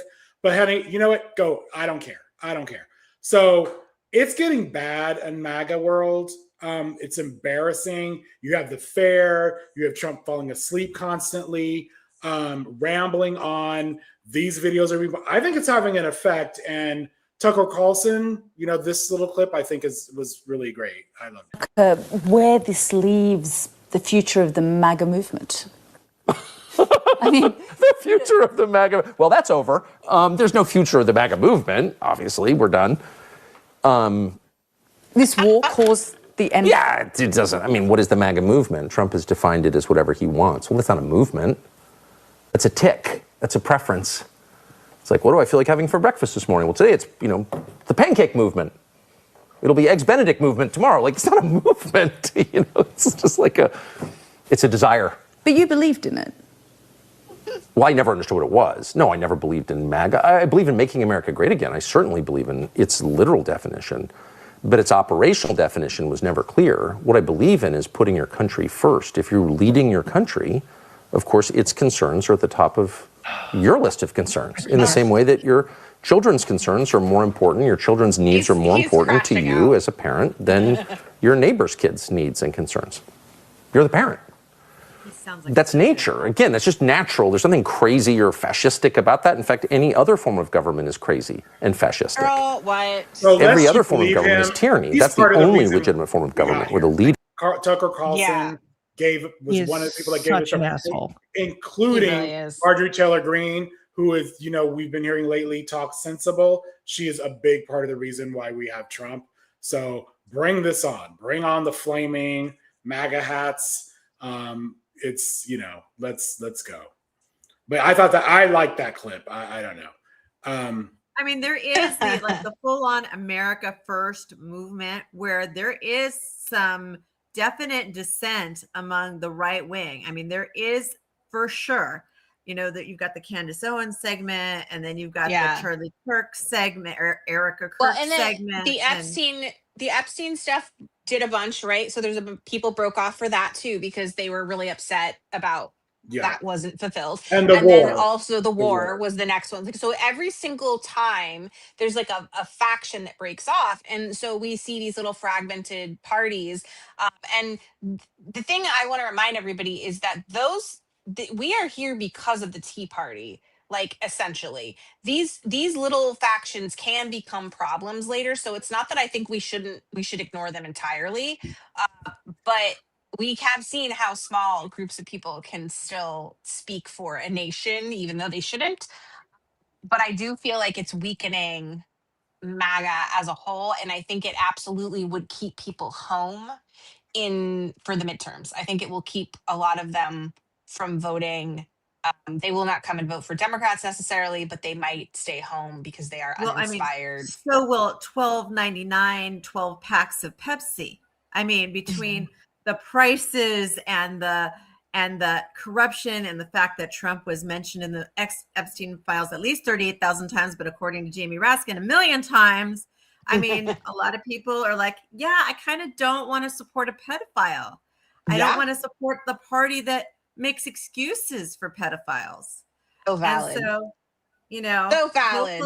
hopefully, I mean, and we're seeing it in polling. We're seeing the evidence that there are a lot of people that are turning against Trump, and not the hardcore MAGA, but like the low information people and the people who are in the middle and the independents, especially the independents. Yeah, especially them. Yeah. Yeah. I think that a lot of people have really been given a reminder, because it's been a minute since anybody's had this kind of power in our history. Because even when you look at like a supermajority or like somebody that's holding 2 houses of Congress or something, it's like there's always something else that is a check on that.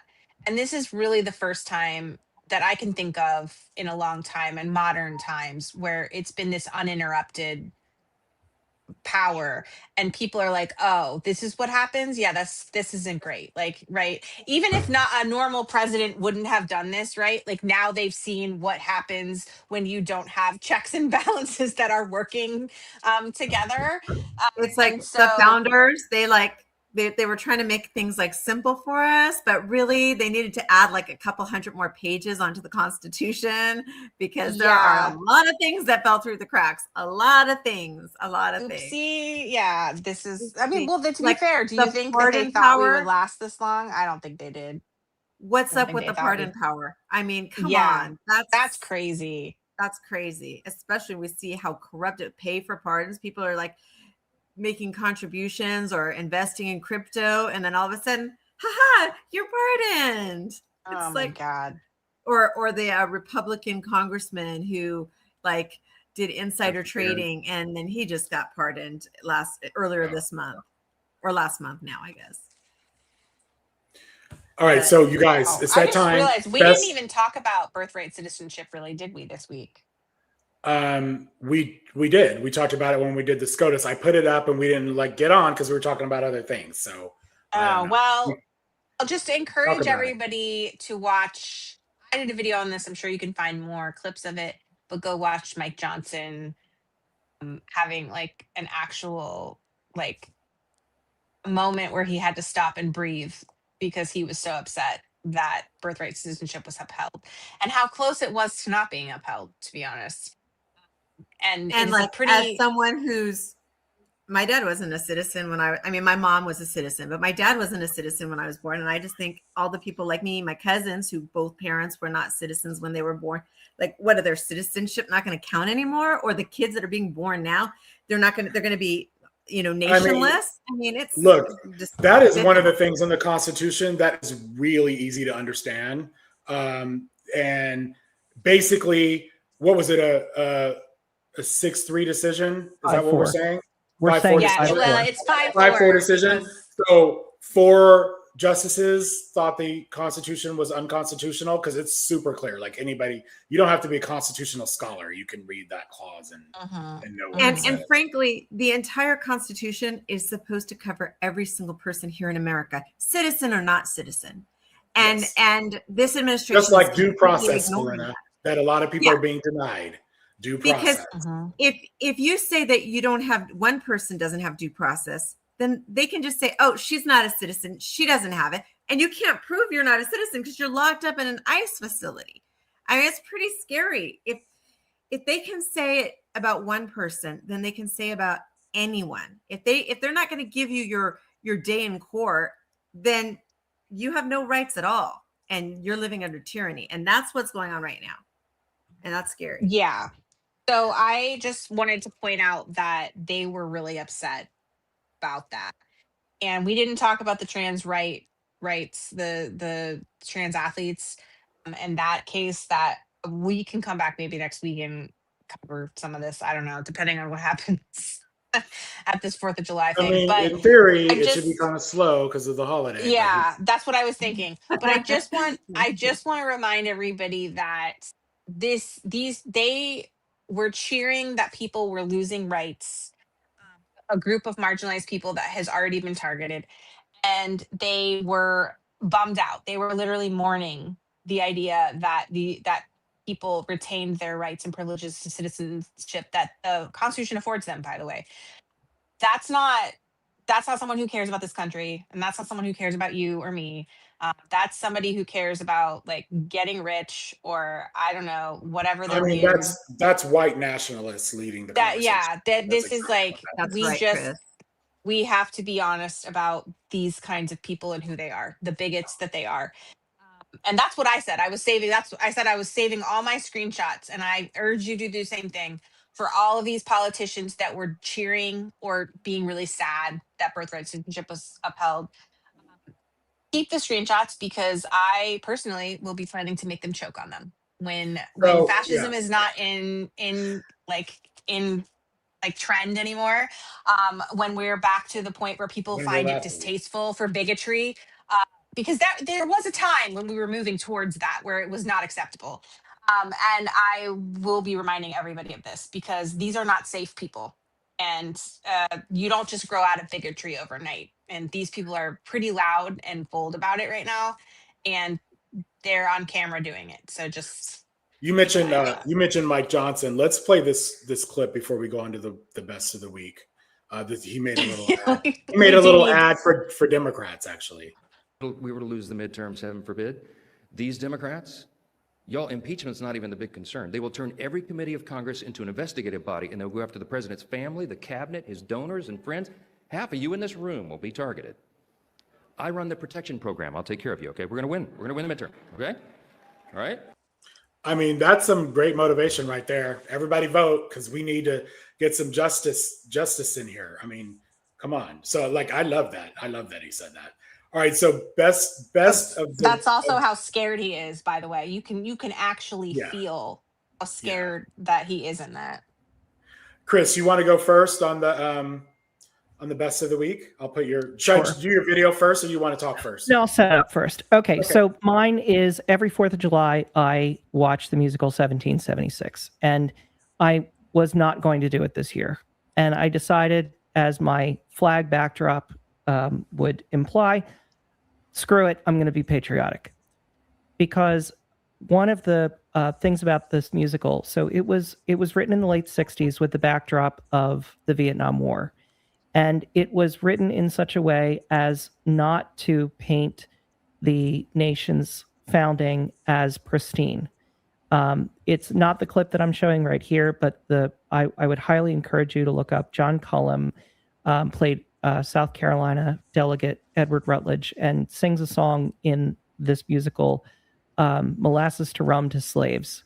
And it is calling out the hypocrisy of the North saying that you're anti-slavery when they are benefiting economically from the practice. And it was the thing that almost derailed the entire Declaration. Was initially Thomas Jefferson, ironically, had a clause in it about deriding slavery, and that being one of the complaints against the king. But overall, it shows that Congress was a hot mess from day one, and yet somehow they figured it out, and we ended up with a Declaration, and somehow we ended up with a Constitution, and somehow 250 years later we're still here. So don't give up hope. And I can't believe I'm being optimistic, because this is against my nature. Well, we need hope. So you guys, hope. this is a good reminder too that the founders were not unproblematic men. They were Correct. all problematic men with problems that were just as significant as the ones we have now, and they came together and benefited managed to do it. from slave labor, and as a benefit for all millennials, it's Mr. Feeney as John Adams. So, I would encourage you to watch it, if only for that. Yeah. So, here we go. Okay. It's very, by the way, Philadelphia also hot and humid, like during this stuff, right? Yes, I can confirm it is. Yes. All right. Casey, what you got? I sent you mine. I got it. So I saw this today, I was reminded that We we don't are deserve all this man. number one, Hunter Biden is a gift. But so he says, I'm officially nominating Donald J. Trump for the Nobel Peace Prize. No president in history has ended the same war so many times. Our dear leader has ended the war with Iran at least 38 times by CNN's count. No president has ever done this before, and he is nowhere near finished ending it. It's a record worthy of the Nobel Committee's attention. Thank you for your attention to this matter, or recognition. Thank you for the attention to this matter. So I would just I saw this and I thought, you know what? We really could be trolling better. Like we could all We're not step up petty our enough. trolling game. Yeah, we need to be petty. But this is smart petty. Like this is really smart. Yeah. And I was just telling Chris Webb about this, about how we should really be going into these MAGA social channels and be defaming Democrats in a way that actually makes them look really good, because there's ways to do that. And this is a really good example of that. And I hadn't even thought about this when I was telling you that. So I think that this is just a good reminder that you can have a sense of humor, and you can make attacks on people without actually without actually attacking them. This is a pretty heinous read. It's pretty here, brilliant. so it's pretty That's good. really, really, really brilliant. Yeah. And it makes social media more fun too. Like when you see that kind of stuff, you go there because it's funny. That's how Trump built his account. Was people were like, oh my God, he's saying the craziest shit. But people wanted to hear what's going to come out of his mouth next. But we need to do that. I love that idea, Casey. And you're brilliant at it too. You are so good at that. I'm If you're not following near. Casey on TikTok, you need to, because she is You're so nice. hilarious. Thank you. I would like to point out that Threads, because of the way that platform works, when something like this goes out, there's a lot of education that happens in the comment section as well.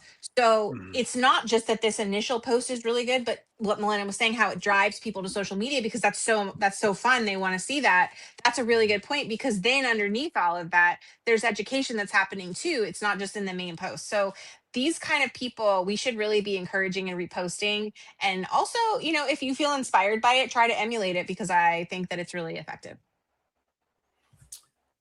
Thank you.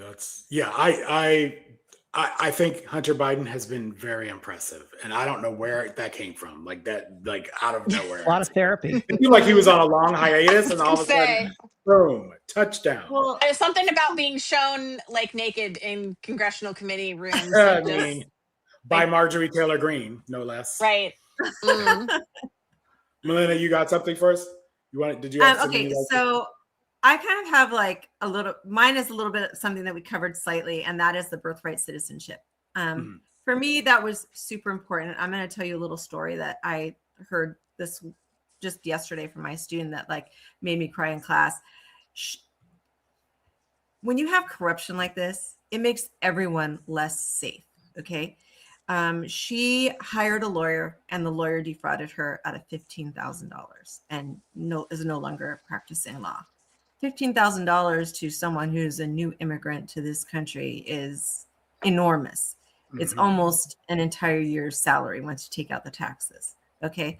So to me, this birthright citizenship was so important, because it's going to make a huge difference to so many people whose children were born here or about to be born here. I have pregnant students in my class who are about to have kids in the next couple of weeks. I have a friend who's about to have a child in October. And having a nationality is important. A lot of people don't realize the history of nationless people. When people don't have a home and when they don't have a country, maybe no one will take them in. And they don't have any kind of security. They're hidden in the shadows. And my students are often hidden in the shadows. My grandfather came here undocumented. He was hidden in the shadows. Having to work without papers, it makes it so that people can take advantage of you, that they can steal from you. They can steal your wages, and you can't say anything. You can't do anything. And in some states, they have protections like California, but most states don't. And so that meant a lot to me. And it made me want to fight harder. It made me want to volunteer more. It made me want to inspire others to volunteer and to make those calls and knock on doors. And I inspired my students after hearing that story. I inspired them because you don't have to be a citizen, and you don't have to be and you don't have to even be documented to go knock on doors, to talk to people, to make phone calls. Anybody can get active, and anybody can talk to their neighbors and talk to their friends and try to convince them how important it is to vote, because a lot of people can't vote. They're not citizens. And if you can't vote, you might feel powerless, but you're not. And that's why that decision was so impactful to me, because some of these people, some of my students, while they're not documented now, once their kids turn 21, once their citizen kids turn 21, then they can get in line and be sponsored for it. And I hope that there's some immigration reform that happens in this country, because it is very much needed. Oh my God. Can I piggyback off of that before I get into my best? Something that didn't go our way the week before, and which was why I was nervous about birthright citizenship, was TPS, temporary protected status. There are a lot of Haitians here that were given temporary protection status because of the horrible earthquake that happened so many years ago.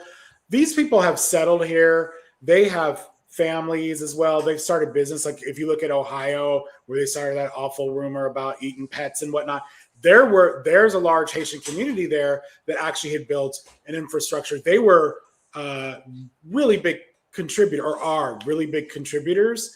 And now, so they were legal. They were here legally, and they're being talked about as if they're illegal. And now they are, because they've ended temporary protected status. And so they've been made to be illegal. So now, Melinda, to your point, they're going to be homeless. They really, it is not safe. And even people in our administration have admitted that Haiti is not a safe place to go.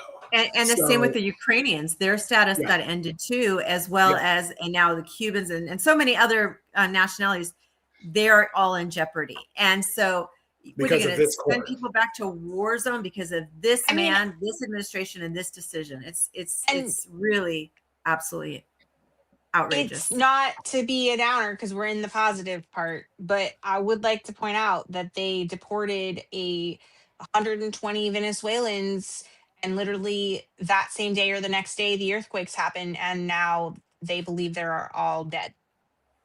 There was one story, very optimistic story, of a woman actually crawling out of the rubble, who was one of those people that were sent back. Okay. So that's good. That's a good story.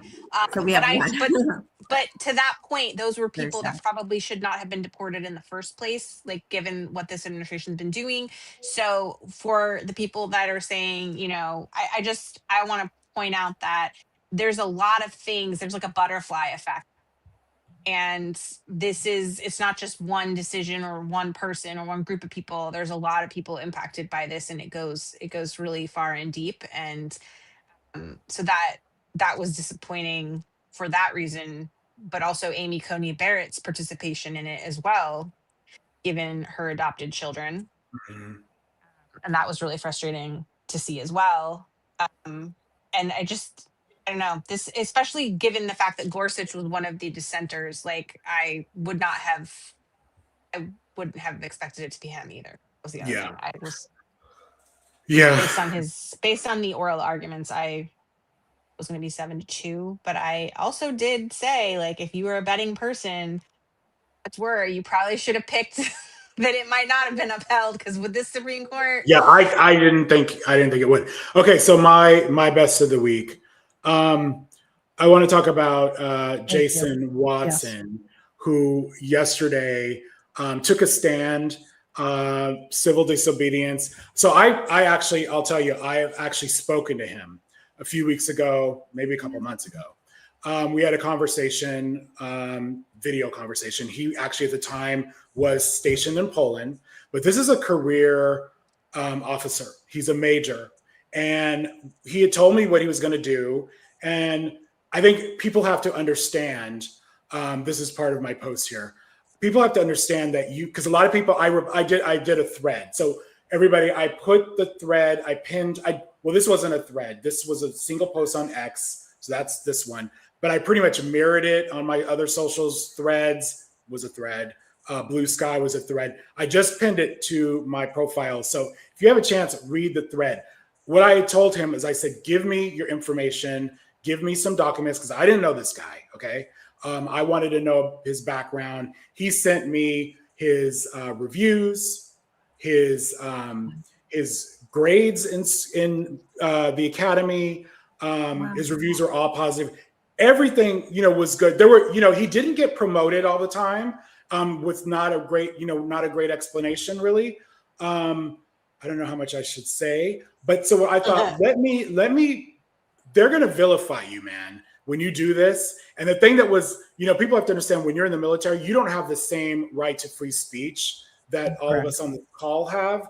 And so I wasn't fully aware of that. And then the other thing, he actually had said, I'm going to be prosecuted. I'm going to be, he knew by doing this, he was going to be arrested. He also mentioned the death penalty, which I don't see that happening. But what made this, he's done protests before. He also mentioned he did a protest in front of the White House with others. And this really touched me too. He made a point to wear all white because he said, if I get injured, you will see the blood right away, right?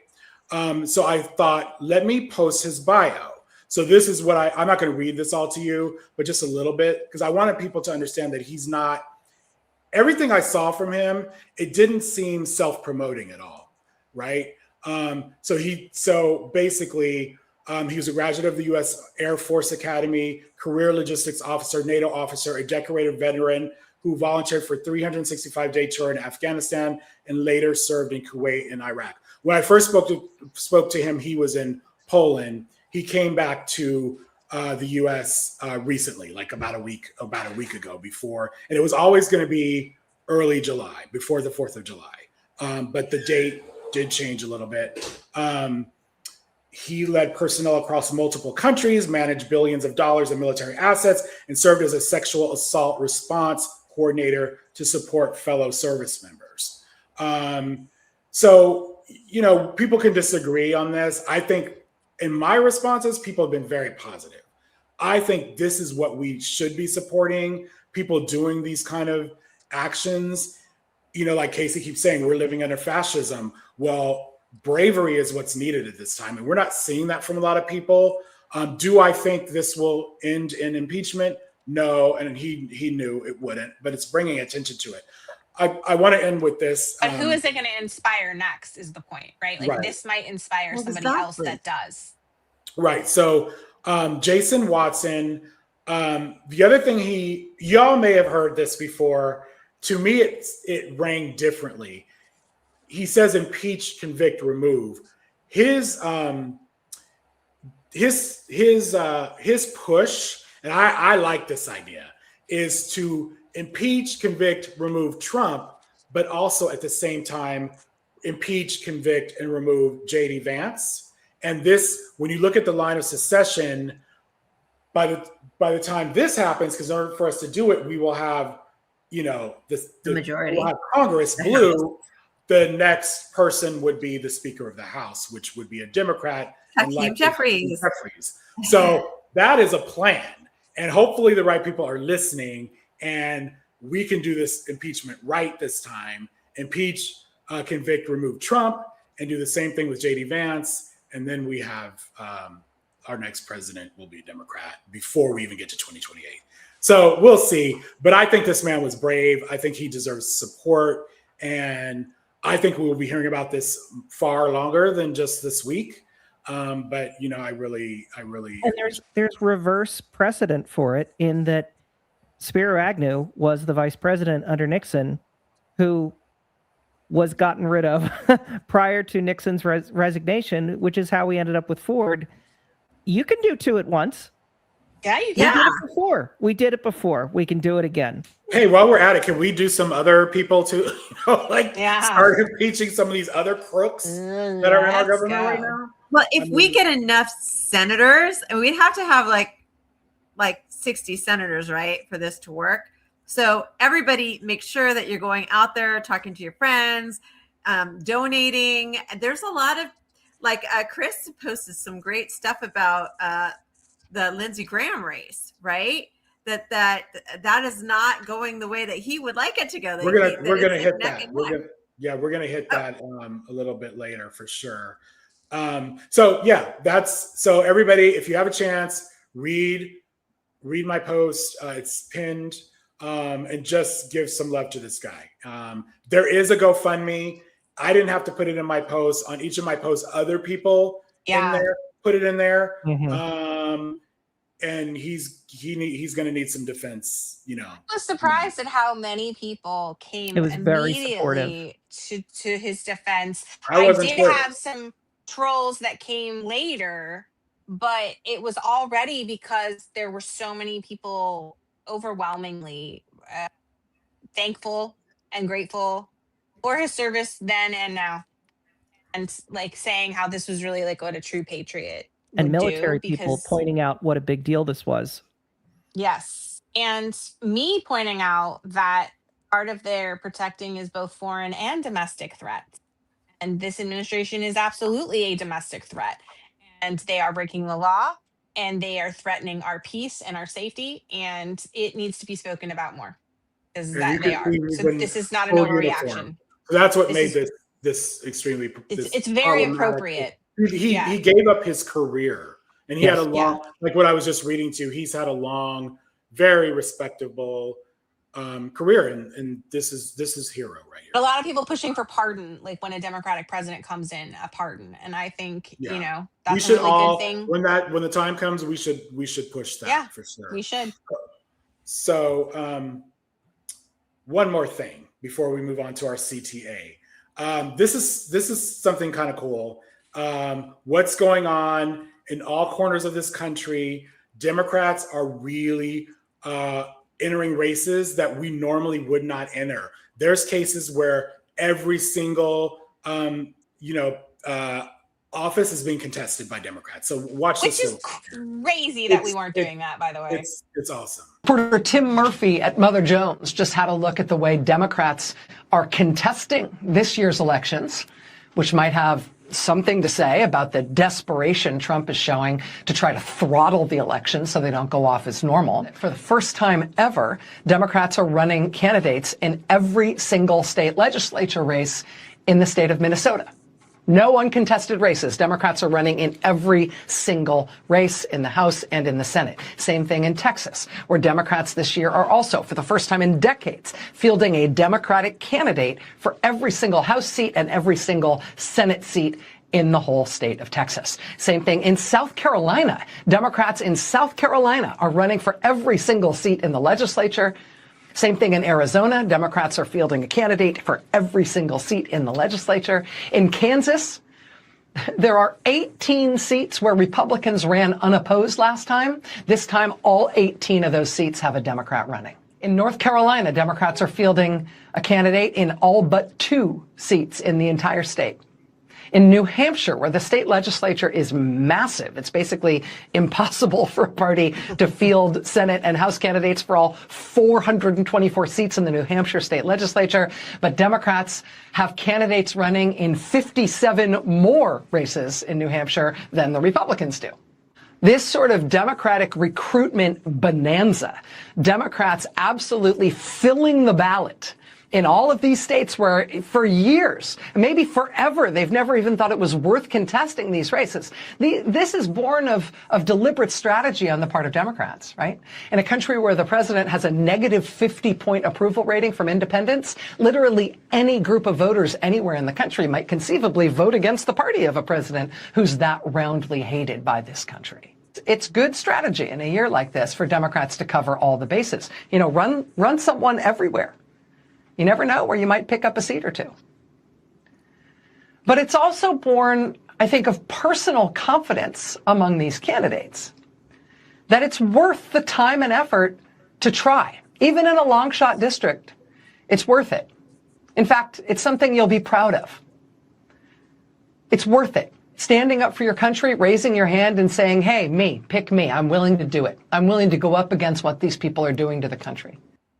I love that so much because, first of all, it's motivational. Second of all, it's so true. That last part, right now in particular, I mean, if you are running and it's a purple district or even a red district where people are unhappy, you have a chance that you may not have had before. So I think that's a great point.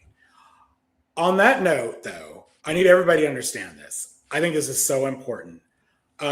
This came out this week. The DNC reportedly has an $18 million. They're $18 million in debt. They have $15 million on cash, which means they are they're short $3 million. The RNC, on the other hand, has $125 million in cash on hand. This is the problem, and I need everybody to see this. I see a lot of Democrats doing this. We are handicapping our candidates who are getting donations from corporations. Yes, we should have red lines. Maybe there's something that's really problematic. We don't want our candidates to have control, to be controlled by corporations. I get that. But if that is your red line and you're trying to end a Democrat's chances at running or at winning, you have to realize what we're up against. So we're kneecapping our own candidates. And who does that help? That helps Republicans. So what's been happening is you have, I think there's a lot to work out here. We'll see what happens with the far left or the DSA, group. They fought a fellow Democrat and they won against a Democrat. That doesn't really move the needle in the House. If you're in a safe blue district and you're fighting an incumbent, okay, this is an anti-incumbent cycle, right? So nice job. That's great. And a lot of us are pissed. We need people to get off their asses and work. So we're going to replace you if you don't. I get that. But the real work starts in the general. And you're going to have to beat Republicans who have an enormous amount of money. So if you're still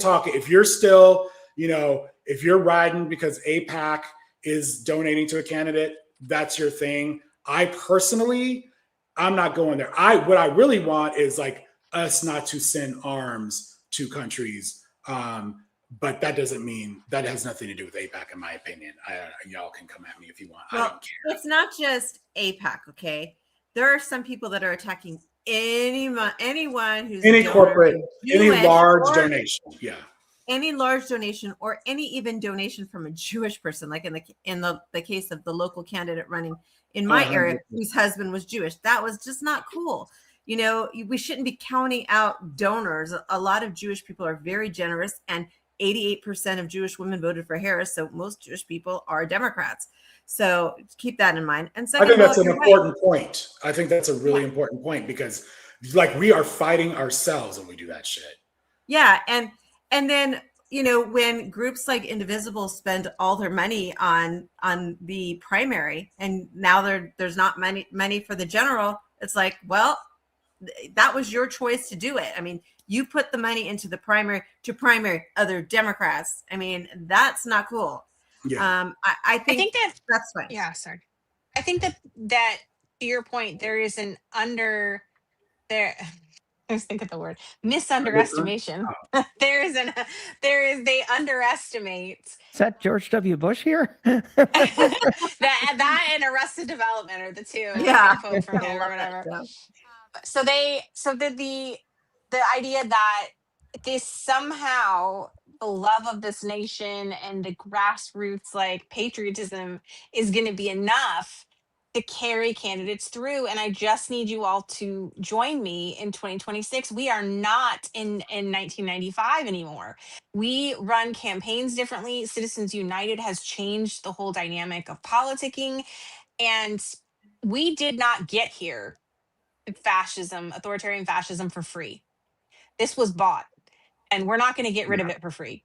And that needs to be said more because the Republicans spent a lot of money making this happen. So this idea that somehow there's going to be an organic benevolence of the people so the candidates who are the most worthy are going to just naturally have money, it's such bullshit. It's so stupid. I need you to join us in 2026. I'm not saying let go of your ethics and values. I'm just simply saying be smart about understanding what is required to win a campaign. Really be honest about that, because Mamdani is one person in one city, and I like what he's doing, his style, Yeah. and I think that it can be emulated other places, and we should do that. And you know that I am not, if anything, I am very critical of the Democrats. I got on here last week complaining about some of their tweeting, and on our call, I think this week I did too. It's well, not on that I am point, Casey, I think with DSA, they are extremely skilled at social media. And this is the lesson. I don't care what your beliefs are. If you're a Democrat, you should be like a lot of our moderates and our, what do you want to call them? Old timers? I don't know. That's awful. But they haven't learned. They need to, veterans. Thank you. They need, their social media game is lacking. And this is 2026. If you do not have a social media game at this point, you're going to have problems getting out your messaging. You're going to have problems getting support.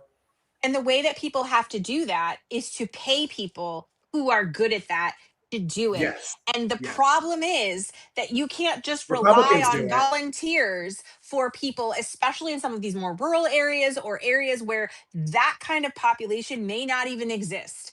So you have to pay professionals. And by the way, this is like, there's a whole conversation happening on Threads and other channels about paying creators for the same reason, because you pay professionals for their labor and you get what you pay for. If the American State Fair doesn't prove that, like, I don't know what does, because you know damn well they didn't pull like experts of carpentry in to do this. Like they were not experts putting this together.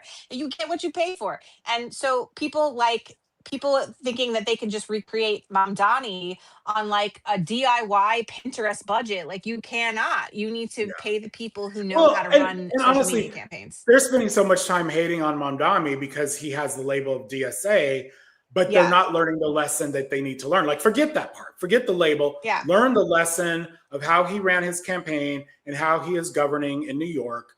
I should have prefaced this a little better. This is my post in response to the fact that another Supreme Court decision, they took away the cap on, so basically the DNC and the RNC equally can contribute as much as they want to individual candidates.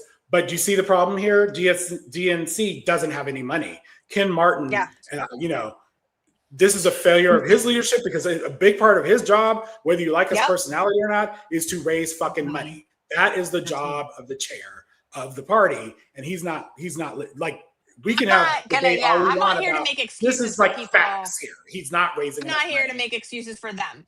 At all. Like, but I am So here to say this is a we problem have to find for that money. our party. The DNC is not currently beloved for a lot of reasons, and that is part of it. They're not getting the small donations. I used to be a card-carrying member of the DNC back when Obama was president. Not in a long time, but they're not even getting the big donors. But people aren't realizing there's two things happening here. That number one, the DNC doesn't have the money to give to candidates that are in places that can't raise that kind of money because maybe they don't have the people or the income in that area to do that, right? So they step in for these races where they have to maybe spend extra money to get a candidate in these purple areas where it's not as easy for them to win. And that's how they're supposed to function. But also they don't have the same organization that we see with like the RNC and the Republicans. So there's also not that's missing. So not only is the money missing, but so too is the organization. So there's multiple things happening. Multiple things can be true at the same time. And I wanted to, for transparency purposes, like be honest about that, because that's also part of the problem. But in a world where things were functioning better, that's what the DNC would be doing, is helping to foster these candidates in those spaces where even if they were beloved like Mamdani, they still wouldn't be able to maybe raise the funds as successfully. However, social media does help with that, right? And us sharing out those candidates does help with that. And so every week we will be going through and doing that and sharing some people that you can help. And then they also help pay for the infrastructure of our campaign system, right? That's right. So that's really important too, like, the phone calling systems and things like that. And if they're in an $18 million debt if you happen to know any billionaires, please ask them to start contributing. Please, my because, God. George, I mean, they put the list out of all the billionaires, and it's like who's giving the most, and it's like George Soros like is giving the most, and then everybody else is Republican. All 20 names are conservatives. That it's like one liberal billionaire, and he might be the number one, but 19 other people are the synergy of those people way bigger. So we need. I don't know, Mark Cuban seems like he's gone to the dark side, so I don't know who's left, but like we need you to get we in here. just got to keep on pushing people to donate. Like, the DNC after the 2016 election got hit really hard because of their their bias towards Hillary Clinton, the candidate who happened to be winning at the time. But after that, a lot of people closed their purses to the DNC. And we can't. But that's valid now because people don't have the money to give. Now people don't have the money. They got to go buy eggs and chicken, and it's too much. So now what we need to be doing is using our consumer influence to pressure corporations and businesses to be giving money, like the people, the billionaires, the Mark Cubans, the people that are on social media that are out there with their mega yachts and like whatever the hell. If you can fuel up your mega yacht, then you can help save democracy. Get in here, bitch. And that's what we need to be saying, like over and over. Is calling upon these businesses and corporations and putting our money, like as consumers, because we have to buy supplies, buy them from when we can, buy them from the people that are willing to help save this country. Yeah, but I still think that we can ask people to give up a cup of coffee. I mean, I know right now people are hurting, but there are some I'm not people giving up my coffee. Who there's some people who can afford a $5 or a $10 or a $15 donation, and we should be asking them to start. I don't think they're going to donate. I think the DNC needs to be active. They need to show a different side. They need to reinvent themselves, quite honestly. I think people will give to candidates. I think that's a very different thing. Yeah. But I think we have giving to be to the honest about that. DNC, they have some work to do. And this is a failure of leadership. That's it. They're gonna have to fix their shit before 2028, is what I'm saying. Like I think that they could rally before 2028, but not before midterms. So I think looking to candidates now, and the corporations, whatever, to people to like individually patronize these people. But we do need a solution going forward because we can't not have an entity, an organization like that. And like to Chris's point, they need to restructure. They need to reinvent themselves. And they need to raise money. And I'm sorry, but I'm going to be asking people to give. You ask for people, Melanie. I will ask for people to give because it is an emergency. They're $18 million in debt, and our democracy is about to fail and be gone forever. Show me what you're doing. I'm going to ask wealthy people. Show me the money. Show me what you are doing with that money, and maybe I'll consider. Otherwise, my money's going out somewhere. But also, like, let's get these wealthy people to pay them because, like, they're the ones that have the money, not me. So, like, do that. Right. But they need to see some action there. Okay. All right. So we have been talking about the Senate for weeks, right? And we're going to continue to talk about it. But Casey actually brought this candidate to my attention. And we're going to talk about Lindsey Graham's opponent. And there was some new polling that came out. So he's 48%, she's 45%. How many terms has Lindsey Graham? How long has he been serving? Billion. I don't know. Like pretty close to Mitch McConnell, I swear. Like it's a long time. So anyway, he is getting nervous for good reason.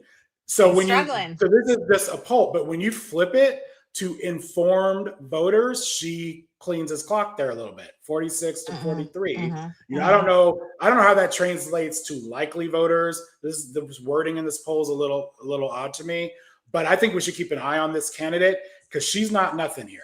And Casey's you're going to tell us a little more about her.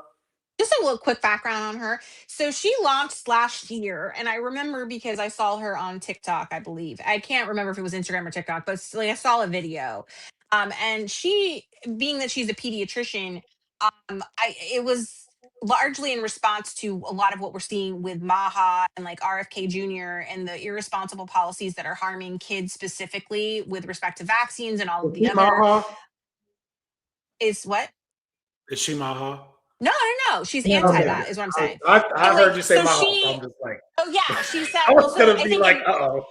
No, in response to that, I think it was like, Okay. as a doctor, she felt compelled to speak out and Gotcha. like, Okay, I understand. challenge that. And I think that that's what drew her in, because everybody Reporter has like recently asked. Sorry.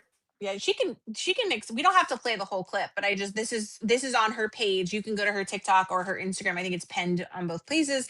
And she goes over some of her policy points, like her main things. And I think she's definitely progressive because she's not taking PAC money, and she's Well, let's put this up because yeah. you pointed this out. She is Mhm. on social. She's active on social. She is this Threads, Casey? I think this is Threads. Yes. That's And Threads. she But has she's on, I 100 think, all the major ones. Yeah. She has almost 200,000 followers on there. So she's not one of those candidates that like, she may not be well known, but she's active on social and she's using that to her advantage. So yeah, let's play this clip. What did I do with it? Is this? So while you're doing that, while you're queuing it up, she is active and she responds to people. And I think, and she has 3 kids. She's a mom. She's a doctor. Okay, you got it. Like, okay. Got it. Lindsey Graham about me. And what he said was, she seems like a nice, attractive lady with a couple of kids, but we don't know what she believes in. Like an attractive, nice lady with a couple of kids, but what does she believe? Number 1, thank you for the compliment, Senator Graham. Number 2, I have 3 kids actually. And number 3, here's what I believe in. I believe that healthcare is a human right. I believe that we need to stop the impending Medicaid budget cuts. I believe we need to protect Medicare and Social Security. I believe we need to fully fund the CDC and the NIH. And I believe we need to impeach and remove RFK Jr. I believe we need to address America's cost of living emergency. I believe we need to raise the federal minimum wage. I believe we need to pass an expanded permanent child tax credit. And I believe we need to stop the on-again, off-again unconstitutional tariffs. I believe we need to root out the corruption that is degrading American democracy. I believe we need to end partisan gerrymandering. I believe we need to pass term limits. I believe we need to ban members of Congress from trading stock and from becoming lobbyists. And I believe we need to get dark money out of politics once and for all by ending Citizens United. I believe that instead of starting endless, unnecessary billion-dollar-a-day wars, we need to support South Carolina's active duty service members, military families, and veterans. And if Lindsey Graham thinks he's going to come back here to South Carolina and ask us to send our sons and daughters to fight in his war, he's going to have to go through me. I believe we need to restore a woman's right to make healthcare decisions about I think we should her listen to the whole clip. She's good. I was thinking it's pretty good. And I believe if you couldn't pass a pop quiz about women's reproductive anatomy, you shouldn't have anything to do with writing laws about what a woman does with her body. I believe we need to fully fund our public education system. I believe we need to take bold action to address climate change. And finally, I believe that as long as gun violence remains the leading cause of death for children in this state, we need to wake up every day and fight like hell to pass the common sense gun laws that the vast majority of South Carolinians want to see passed. And we can do all of that together. So Annie Andrews, everybody, she is someone to watch. South Carolina. I know none of y'all like Lindsey Graham. I don't know why he keeps winning. These, Wait, can you put the slide where they're back to back, the different this one. So this is like this is really a funny thing, but it's true, because when you think about like all the policy points that she has, Lindsey Graham's are basically none, because he just keeps doing whatever Trump decides to do. So he can't even hold his own beliefs, because he keeps, is the photo you see when you Google bootlicker. Okay. Yes, it's really and I don't like, people joke about them having like blackmail on him or like whatever.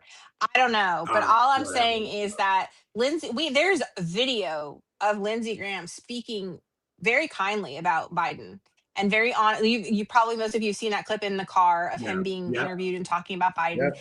And so we know that it's not like Lindsey Graham is like, what's his face, Tommy Tuberville from Alabama, who like has zero redeeming qualities. I know that Lindsey Graham is no more. I don't care what he was. No.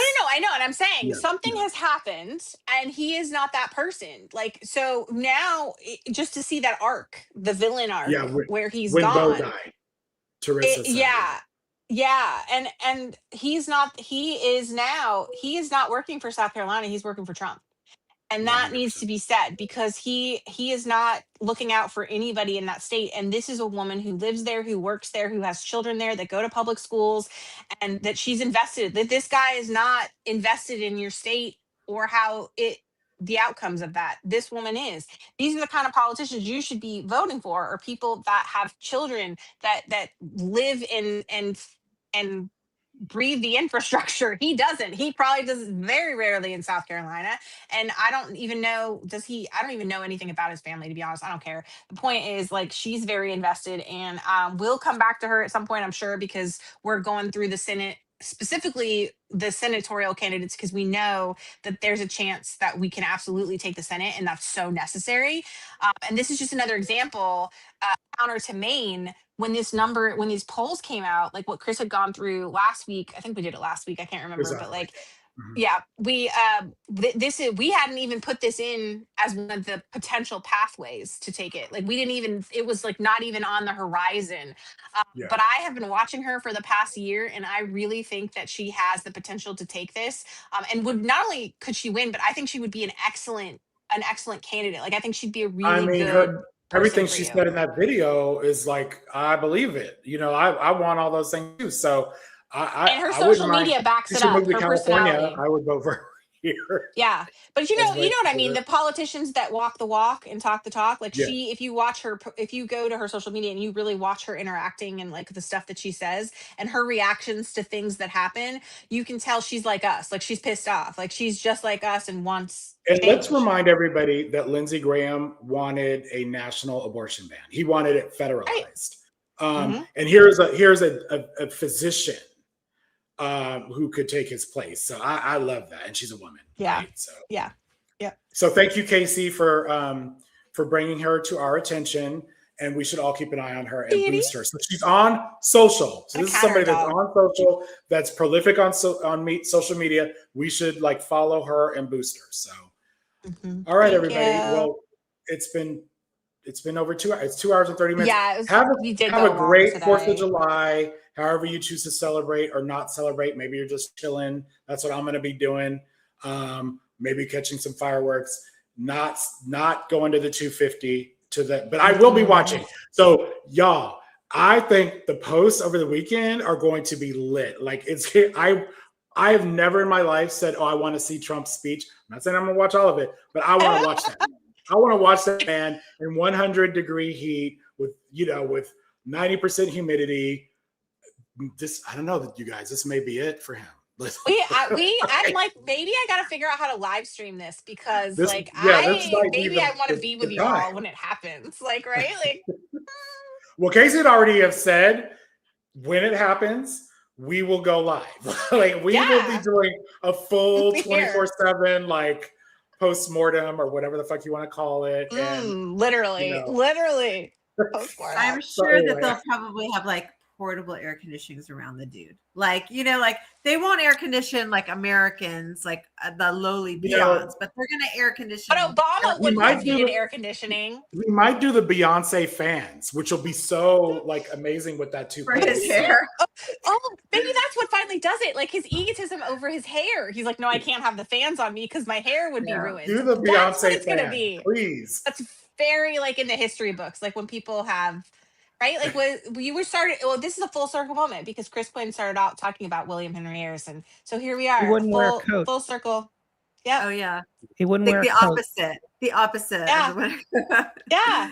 It's the same thing. The he ego. He should have been wearing bathing trunks, but he wore like a full suit. What's up? There we go. All right, everybody. Have a great 4th, great weekend. See you next Thursday.